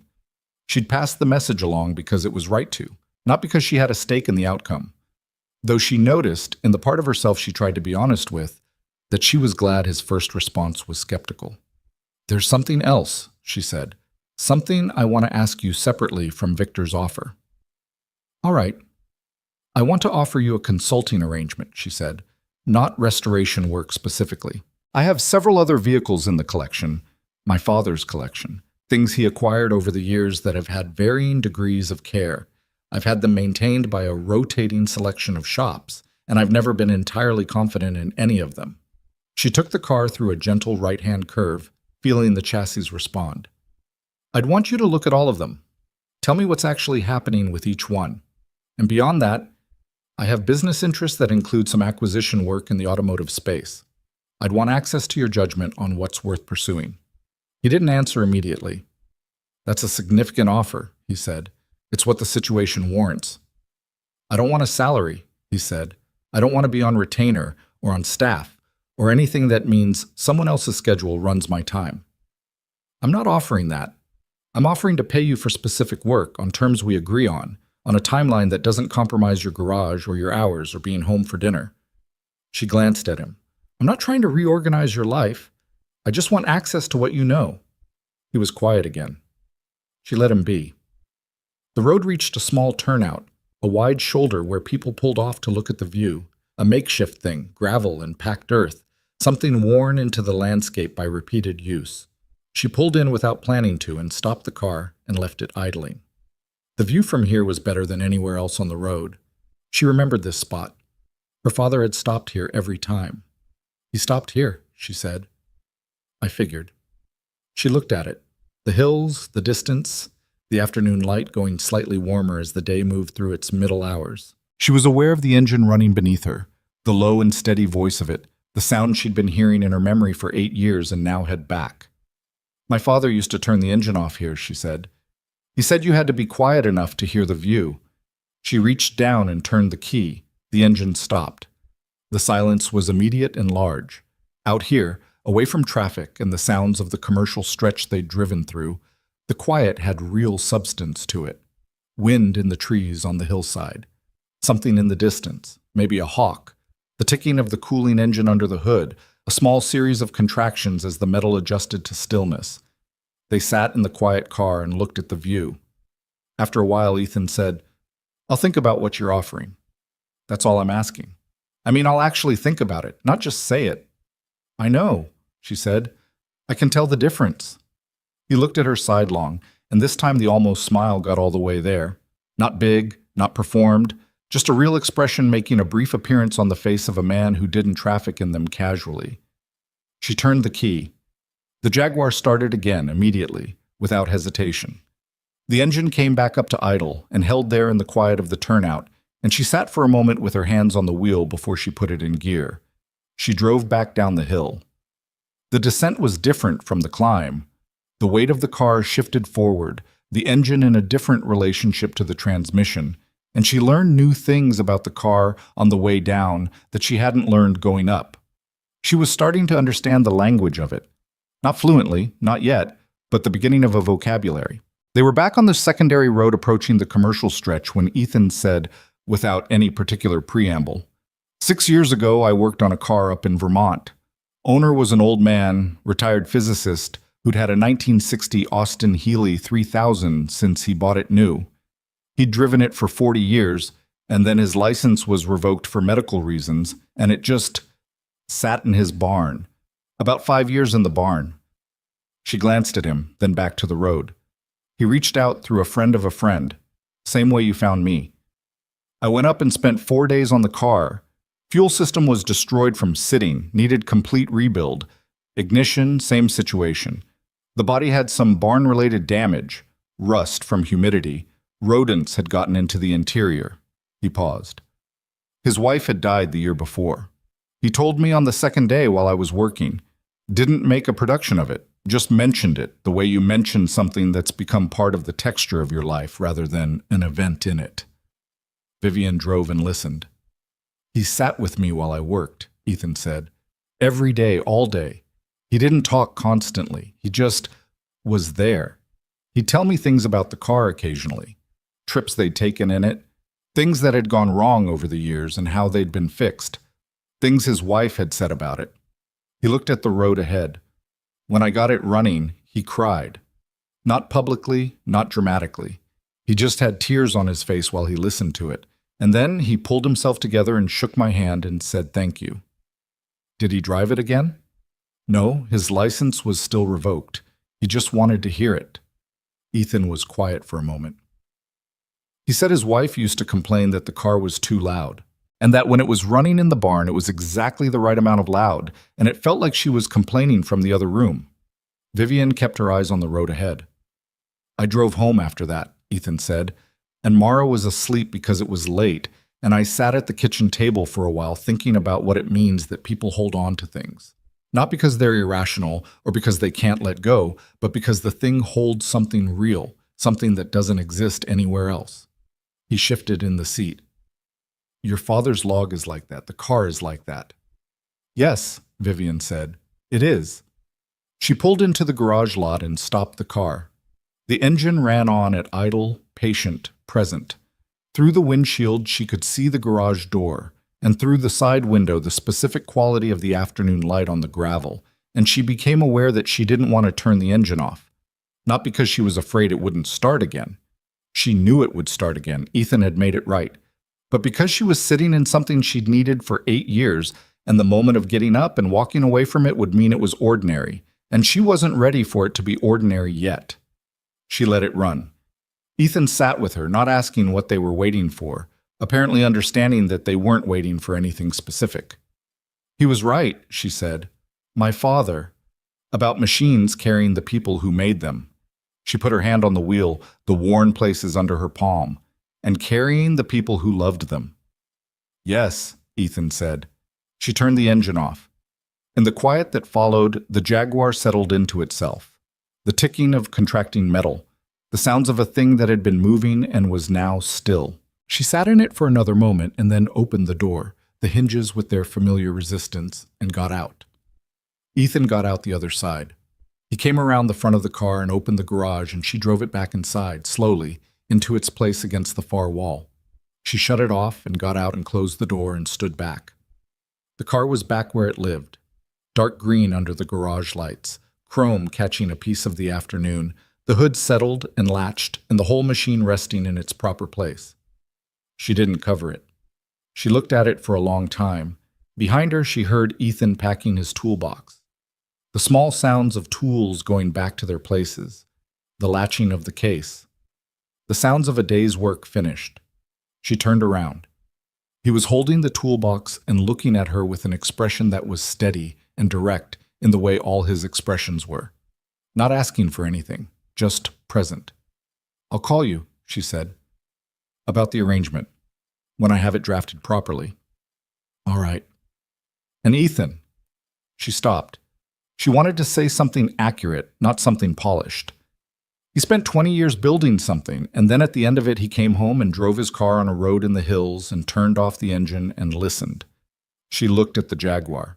You gave him back to me. Not forever. That's not how anything works. But in a way I wasn't expecting to have again. Ethan looked at the car. He's in the tolerances, he said quietly. 60 years of careful hands, including his. She nodded. He went through the door. She stood in the garage alone with the car that ran again, and the light that was going golden through the window, and the weight of what the afternoon had been. Outside, the pickup started. She heard it pull out of the lot. She went to the workbench and sat on the stool and looked at the Jaguar and didn't reach for her phone or her laptop or anything else, and just stayed there for a while in the specific quiet of a room that held more than it had any visible reason to hold. Her father would have understood exactly what she was doing. That was enough. The envelope was in the trunk. Vivian found it 3 days after the drive up County 14, on a Sunday morning when she'd come to the garage alone with no particular agenda beyond being near the car. She'd been doing that, coming to sit with it, sometimes starting it and letting it run for a few minutes just to hear the engine. Sometimes just sitting on the stool and reading or working or not doing anything in particular. Derek had noticed the shift in her schedule and said nothing, which was one of the things she valued most about Derek. She'd opened the trunk to check the spare, something on Ethan's list, a note that the spare should be inspected before the car went on longer trips. And she'd found the spare tire in its well, and beneath the thin mat that covered the well, she'd found an envelope. Not hidden, exactly, just sitting there. A standard white envelope, letter-sized, sealed, with her name written on the front in handwriting she recognized before she'd fully processed what she was seeing. Her father's handwriting. She stood at the back of the car with the trunk open and the envelope in both hands and just breathed for a moment. The morning was quiet.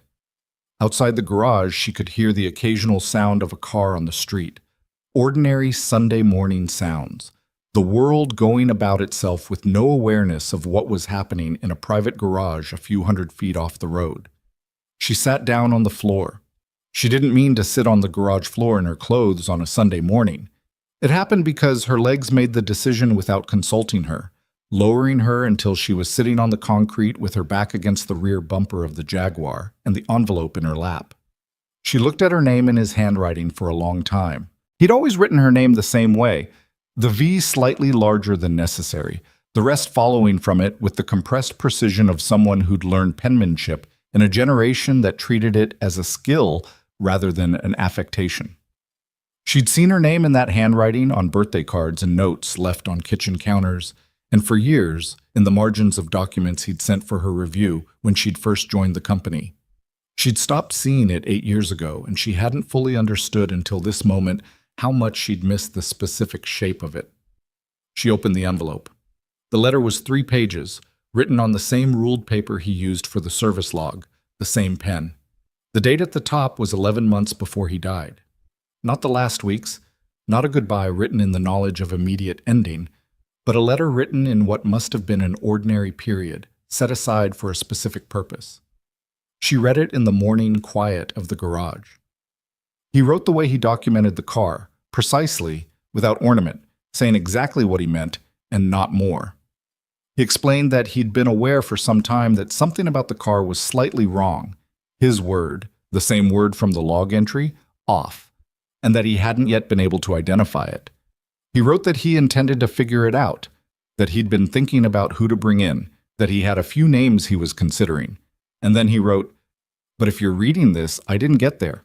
Or I did, and the car ran fine for years and is only now giving you trouble again, in which case, I hope you found someone good, someone who actually listened to it." Vivian stopped reading for a moment. She looked at the far wall of the garage, the toolbox shelf, the coffee maker Derek had brought and she'd kept because the coffee was better, the stool with the worn seat. She went back to the letter. He wrote about the car, not its mechanical history, which was in the log, but his history with it. He'd bought it when Vivian was 9, not 11, as she'd been remembering. The date surprised her. A late summer auction, a price that had required more financial rearrangement than he'd admitted to her mother at the time.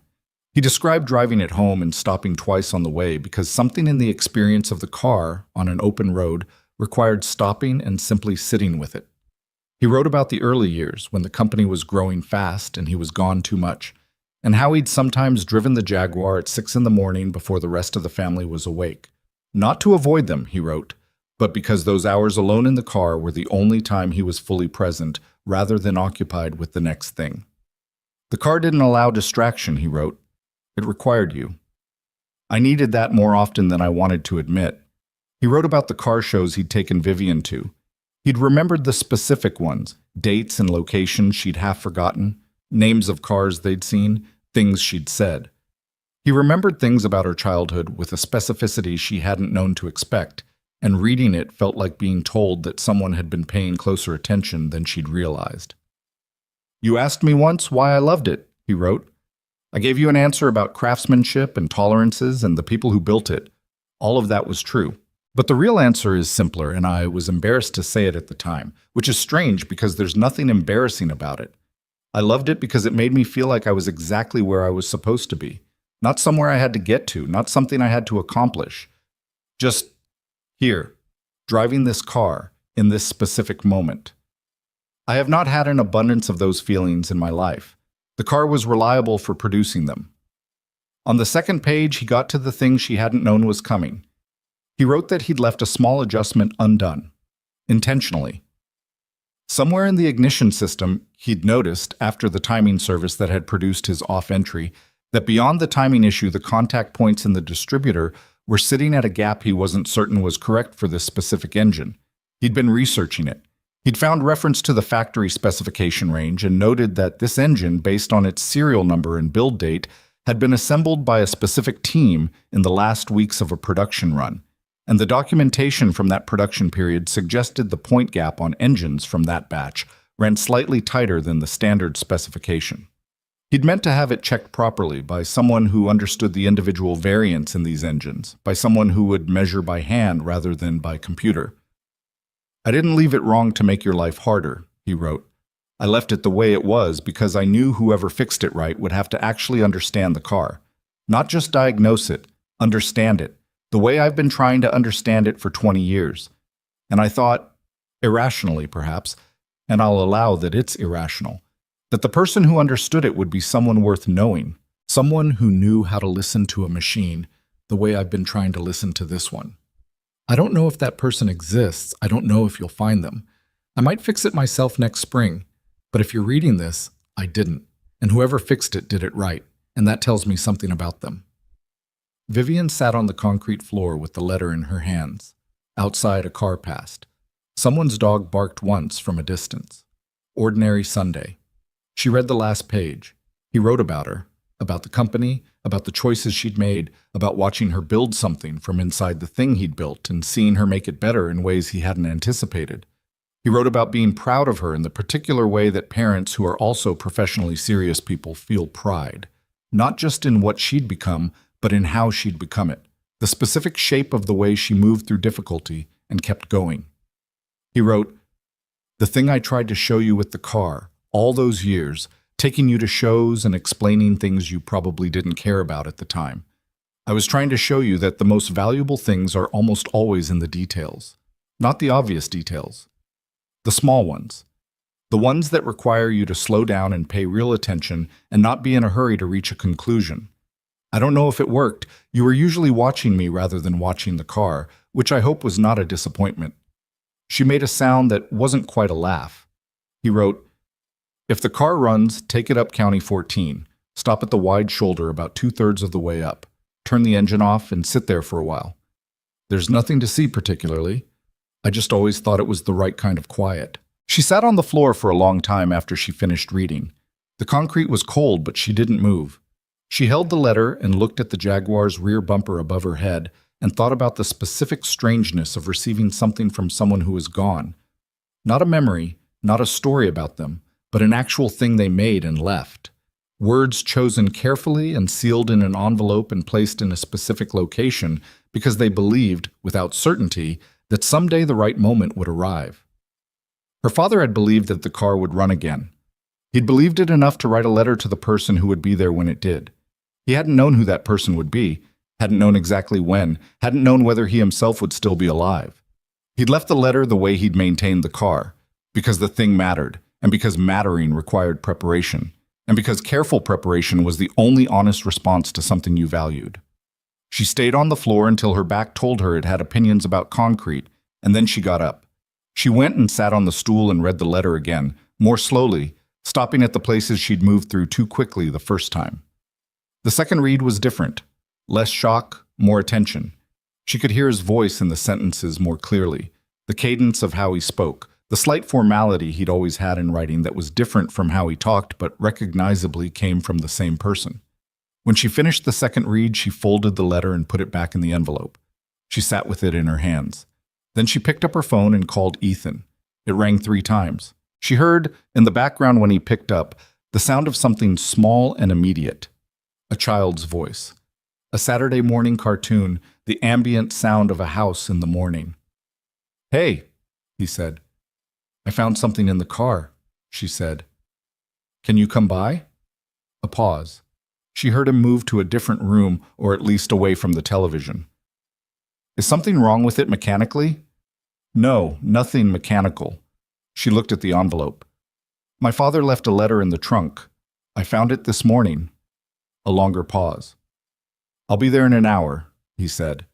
He was there in 45 minutes. He came in without ceremony, poured himself coffee, and came and sat on the other stool across the workbench from her. She had the letter out, the 3 pages refolded and sitting beside the envelope. She'd thought, on the drive over, or whatever his morning had been, that she might not be able to get through it without her voice doing the thing it had been doing this morning. She'd decided to read him the relevant sections rather than summarize, because his handwriting deserved to be heard rather than paraphrased. And if her voice did what it was going to do, then it was going to do it, and she'd wait for it to pass. She read him the section about the contact points. She read slowly, and she held the pages flat, and she got through all of it. Ethan sat across from her with his coffee mug in both hands and listened. He didn't move through the reading. His eyes were on the middle distance, not on her, which was the right instinct. It gave her room. When she finished that section, she set the page down. He was quiet for a moment. He knew, Ethan said. He knew the gap was wrong. He didn't know by how much or exactly where in the specification range it should have been for this specific build. She looked at the letter. He knew that whoever fixed it right would have to measure by hand. Because the computer wouldn't catch it. Because the computer was calibrated for the standard specification and this engine ran slightly tighter. She paused.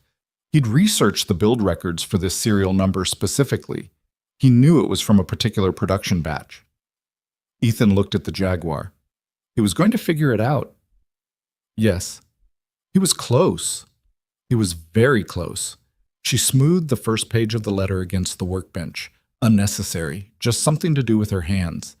He wrote that he'd left it the way it was because he wanted whoever fixed it to truly understand the car, not just diagnose it. Ethan was quiet again. His expression was the internal one, the one she'd learned to recognize as him processing something real rather than preparing a response. He tested everyone who came, he said, without being there. Yes. 27 people over 8 years, and none of them caught it. None of them measured manually. They all ran diagnostics, and the diagnostics said within tolerance. She looked at him. You measured manually because you came in with a question rather than a conclusion. He nodded slowly. She looked at the letter on the workbench. He would have liked knowing that, she said, that the gap was what it was because of when the engine was built, the specific people who built it in that specific week. He would have liked knowing there was a reason that was that particular.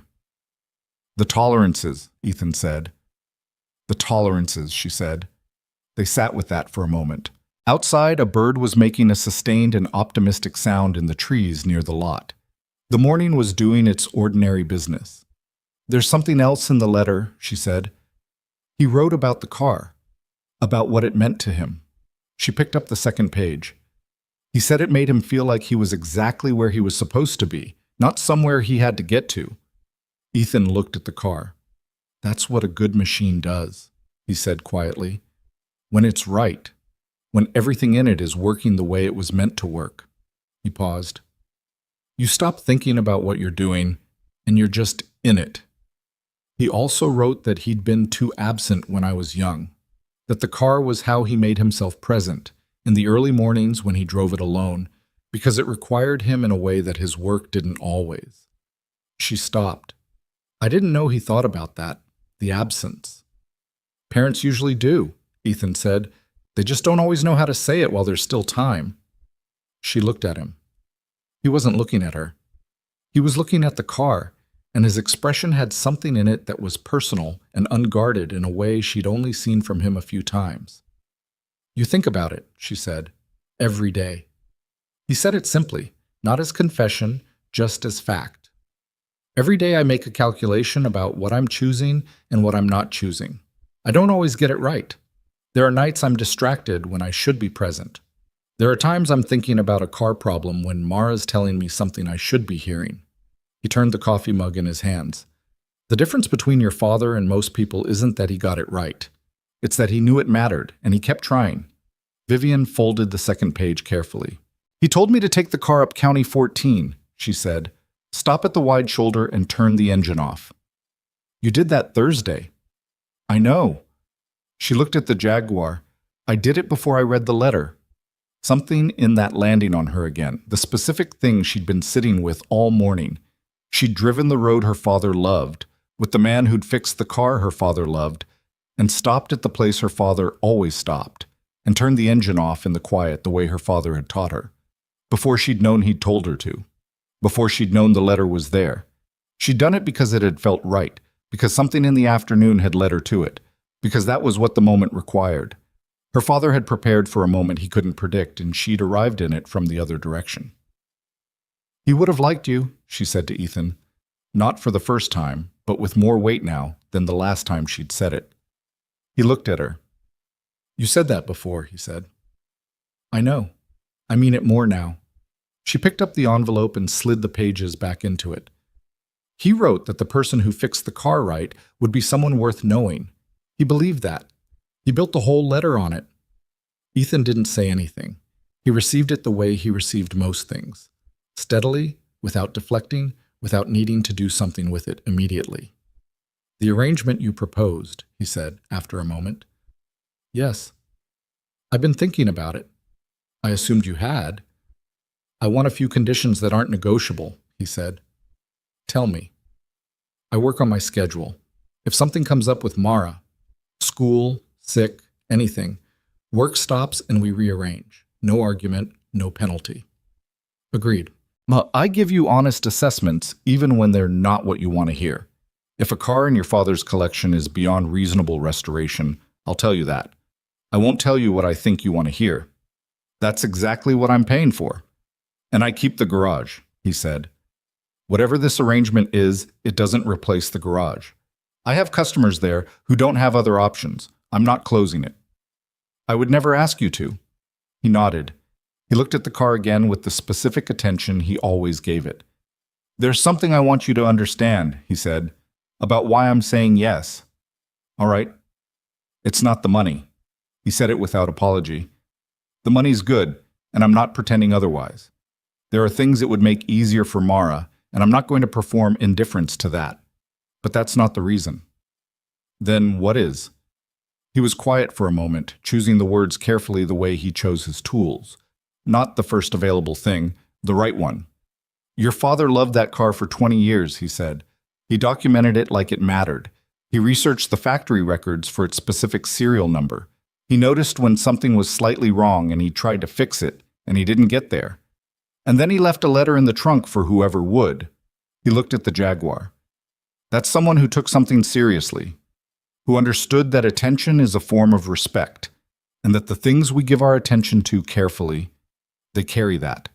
They hold it. He turned back to her. I've been working on cars for 15 years, he said. Most of them are just cars. They're property. They have a function and they serve it, or they don't. But some of them are something else. They're records. They're the evidence that someone was here and cared about something and put their care into it. And those cars deserve someone who understands the difference. He paused. Your father's collection is that kind of thing. I can tell from the one car. A man who maintained that Jaguar the way he maintained it. Everything else he touched will be the same. Vivian looked at the letter in her hands. He'd want me to take care of it, she said. He'd want it taken care of correctly, Ethan said, which isn't always the same thing. She nodded. It was the kind of distinction her father would have made, the kind she should have been making more consistently herself. All right, she said, your conditions are accepted. He extended his hand across the workbench and she shook it. His hand was the hand of someone who worked with it, the calluses, the old scars on the knuckles, the grip that was firm without performing firmness. Afterward, he sat back and finished his coffee, and they talked for a while about the practical matters. The other vehicles in the collection, how to schedule the initial assessments, what information she could gather about each car's history before he looked at them. It was a working conversation, efficient and specific, and it felt right after the morning's wait to have something concrete to organize around. At one point, his phone rang again. He checked it, said 1 second, and answered. Hey, Bug. A pause, during which Vivian could hear a small voice making some kind of case with considerable energy. Ethan listened. Yes. Okay. What kind? Another pause. The place on Meridian? Listening. Give me an hour and a half. Yeah. Tell Mrs. D you'll be ready at noon. Pause. I love you too. Okay, bye. He put the phone down. Lunch request? Vivian asked. Demanded is more accurate. He stood and picked up his mug to carry it to the small sink. She's been told the word demanded is not appropriate for food requests. She uses it anyway. Sounds like someone who catches holes in arguments. She gets it from her mother, he said, and then something in his face shifted, the smallest recalibration, and he added, and from me, honestly. I've stopped pretending otherwise. Vivian stood as well. She picked up the letter and held it for a moment. Can I ask you something personal? She said. The ratio of personal questions to professional ones in this arrangement is already high, he said. But go ahead. Her mother, she said carefully, the calls on birthdays. Does Mara ask about her? He dried the mug with a small towel and set it on the shelf, deliberate about it, buying a second. Every few months, he said, there's usually a phase. She'll ask questions for a week or two, then stop, then it comes back. He leaned against the counter. I tell her the truth in age-appropriate installments. Her mother loved her and loves her. Her mother made choices that meant she couldn't be the parent she should have been. Both of those things can be true simultaneously. He paused. Mara is 8, and she understands more than 8 should have to understand, but she's not. She's okay. She's actually okay. She has you, Vivian said. Most days that's enough. He pushed off the counter. Some days it's clearly insufficient, and she reminds me of that specifically. Vivian almost smiled. Good. Children should be able to tell you when you're failing them. She has no problem with that. He picked up his toolbox. She walked him toward the door. At the entrance to the garage, she stopped and turned back to look at the Jaguar one more time. It stood in the morning light the way it always stood, the dark green and the chrome and the long, elegant shape that had been the same since 1961, unchanged by everything that had happened to it and around it, and because of it. She thought about what her father had written, that it made him feel like he was exactly where he was supposed to be. Not somewhere he had to get to, just here. She understood that now, not as a concept, but as a thing she'd felt in her own body, sitting in the car, on the road in the hills, with the engine off, and the quiet doing what her father had always said it did. She didn't feel it only about the car. She felt it about this morning, this garage, this particular collection of things that had come together in the past 2 weeks through a chain of events she could trace but couldn't quite explain. Her father would have found an explanation. He'd have mapped the causality, her persistence, Ethan's background, the specific nature of the problem, the letter in the trunk. He'd have found the logic in it. She found something else in it. Not logic, something that didn't have a clean name, but that she recognized from the feeling it produced. The feeling of being in the right place at the right moment, of being the right person for a thing she hadn't known she was trying to be the right person for. She thought about the 27 experts who'd missed the contact point gap. She'd spent 8 years being frustrated by them, and she understood now that the frustration had been partly misdirected. They hadn't been careless, most of them. They'd been capable people using good tools to ask the wrong question. The right question required something the tools couldn't provide, a willingness to start from nothing, to hold off the conclusion, to listen to a machine the way her father had listened to it, without an agenda. Most people couldn't do that. Most people, herself included, in plenty of contexts, came in with the answer they expected and then organized the evidence accordingly. Her father had known that. He'd built a test for it and left it in the trunk. She turned back to the door. Ethan was waiting, not impatiently, just standing there the way he stood, balanced and present. "Go have lunch with your daughter," she said. "That's the plan." "Thank her for letting me borrow you." He looked at her. "She doesn't know I've been here." "Then don't tell her yet. She'll ask questions for a week." He almost laughed. It was the closest he'd come to an actual laugh in the 2 weeks she'd known him, and it changed his face in a way she was glad to have seen. He went through the door. She stood in the entrance and watched him load the toolbox into the truck and get in and back out of the lot with the same unhurried competence with which he did everything. The pickup turned right onto the road and was gone. She went back inside. She sat on the stool with the letter in her hands one more time. 3 pages, ruled paper, her father's handwriting. She thought about what he'd written at the very end, the final paragraph she hadn't read aloud to Ethan, the one she'd held back not because it was too private, but because it was too specific to her. He'd written, "You're going to be fine. You already know that. You've known it since you were about 14, and there was nothing left I could teach you about persistence. What I want you to know, and what I may not have said with sufficient clarity while I had the chance, is that being fine is not the same as being whole. Being fine is a floor. I hope you find the ceiling too." She sat with that for a while. Then she picked up her phone and called Derek. "Clear my Monday morning," she said when he answered. "How much of it?" "All of it. I'm going to take the car out." A brief pause in which she could hear Derek processing this, updating his internal model of things. "I'll move the Harrington meeting to wherever it fits," she said. "It'll fit somewhere." "Of course." Another small pause. "The Jaguar?" "The Jaguar." "Good," he said, and she could hear in the single word that he meant it. That Derek, who had driven 2 towns over to bring better coffee and had found Gareth Poole's phone number in 40 minutes, and had brought the referral back to her desk twice when she'd said no, had been waiting for this answer for longer than any of that. "Thank you, Derek," she said, "for the coffee and the rest." "That's what I'm here for," he said simply, and she understood it wasn't just his job he was talking about. She hung up and sat in the garage for a while longer. The Jaguar waited. She thought about all the things that were only slightly wrong. The small misalignments, the gaps too small to measure by eye, the fractions of an inch that changed everything in a hand-built machine operating at the edge of its tolerances. She thought about the people who noticed them and the people who didn't, and why the difference was so rarely about intelligence or equipment or professional standing. She thought about attention, about what it meant to give something your real attention rather than your professional attention, which were different things, and she'd spent 20 years confusing them. Her father had given the car his real attention for 20 years, and had written about it the way you write about something that taught you things you didn't know how to learn elsewhere. She thought about Ethan at his kitchen table after 4 days in Vermont, listening to an old man's car run in a barn, driving home to his sleeping daughter, sitting in the quiet with the weight of what it meant that people held on to things. She thought about Mara, who corrected people's pronunciation and found school a long meeting she hadn't signed up for, and asked questions for weeks about things that mattered and didn't stop asking until she understood. She thought about her father, 11 months before the end, sitting at a table with paper and a pen, writing to a person he couldn't name, in a moment he couldn't predict, trusting that the thing he loved would outlast the gap between his care for it and the next person's.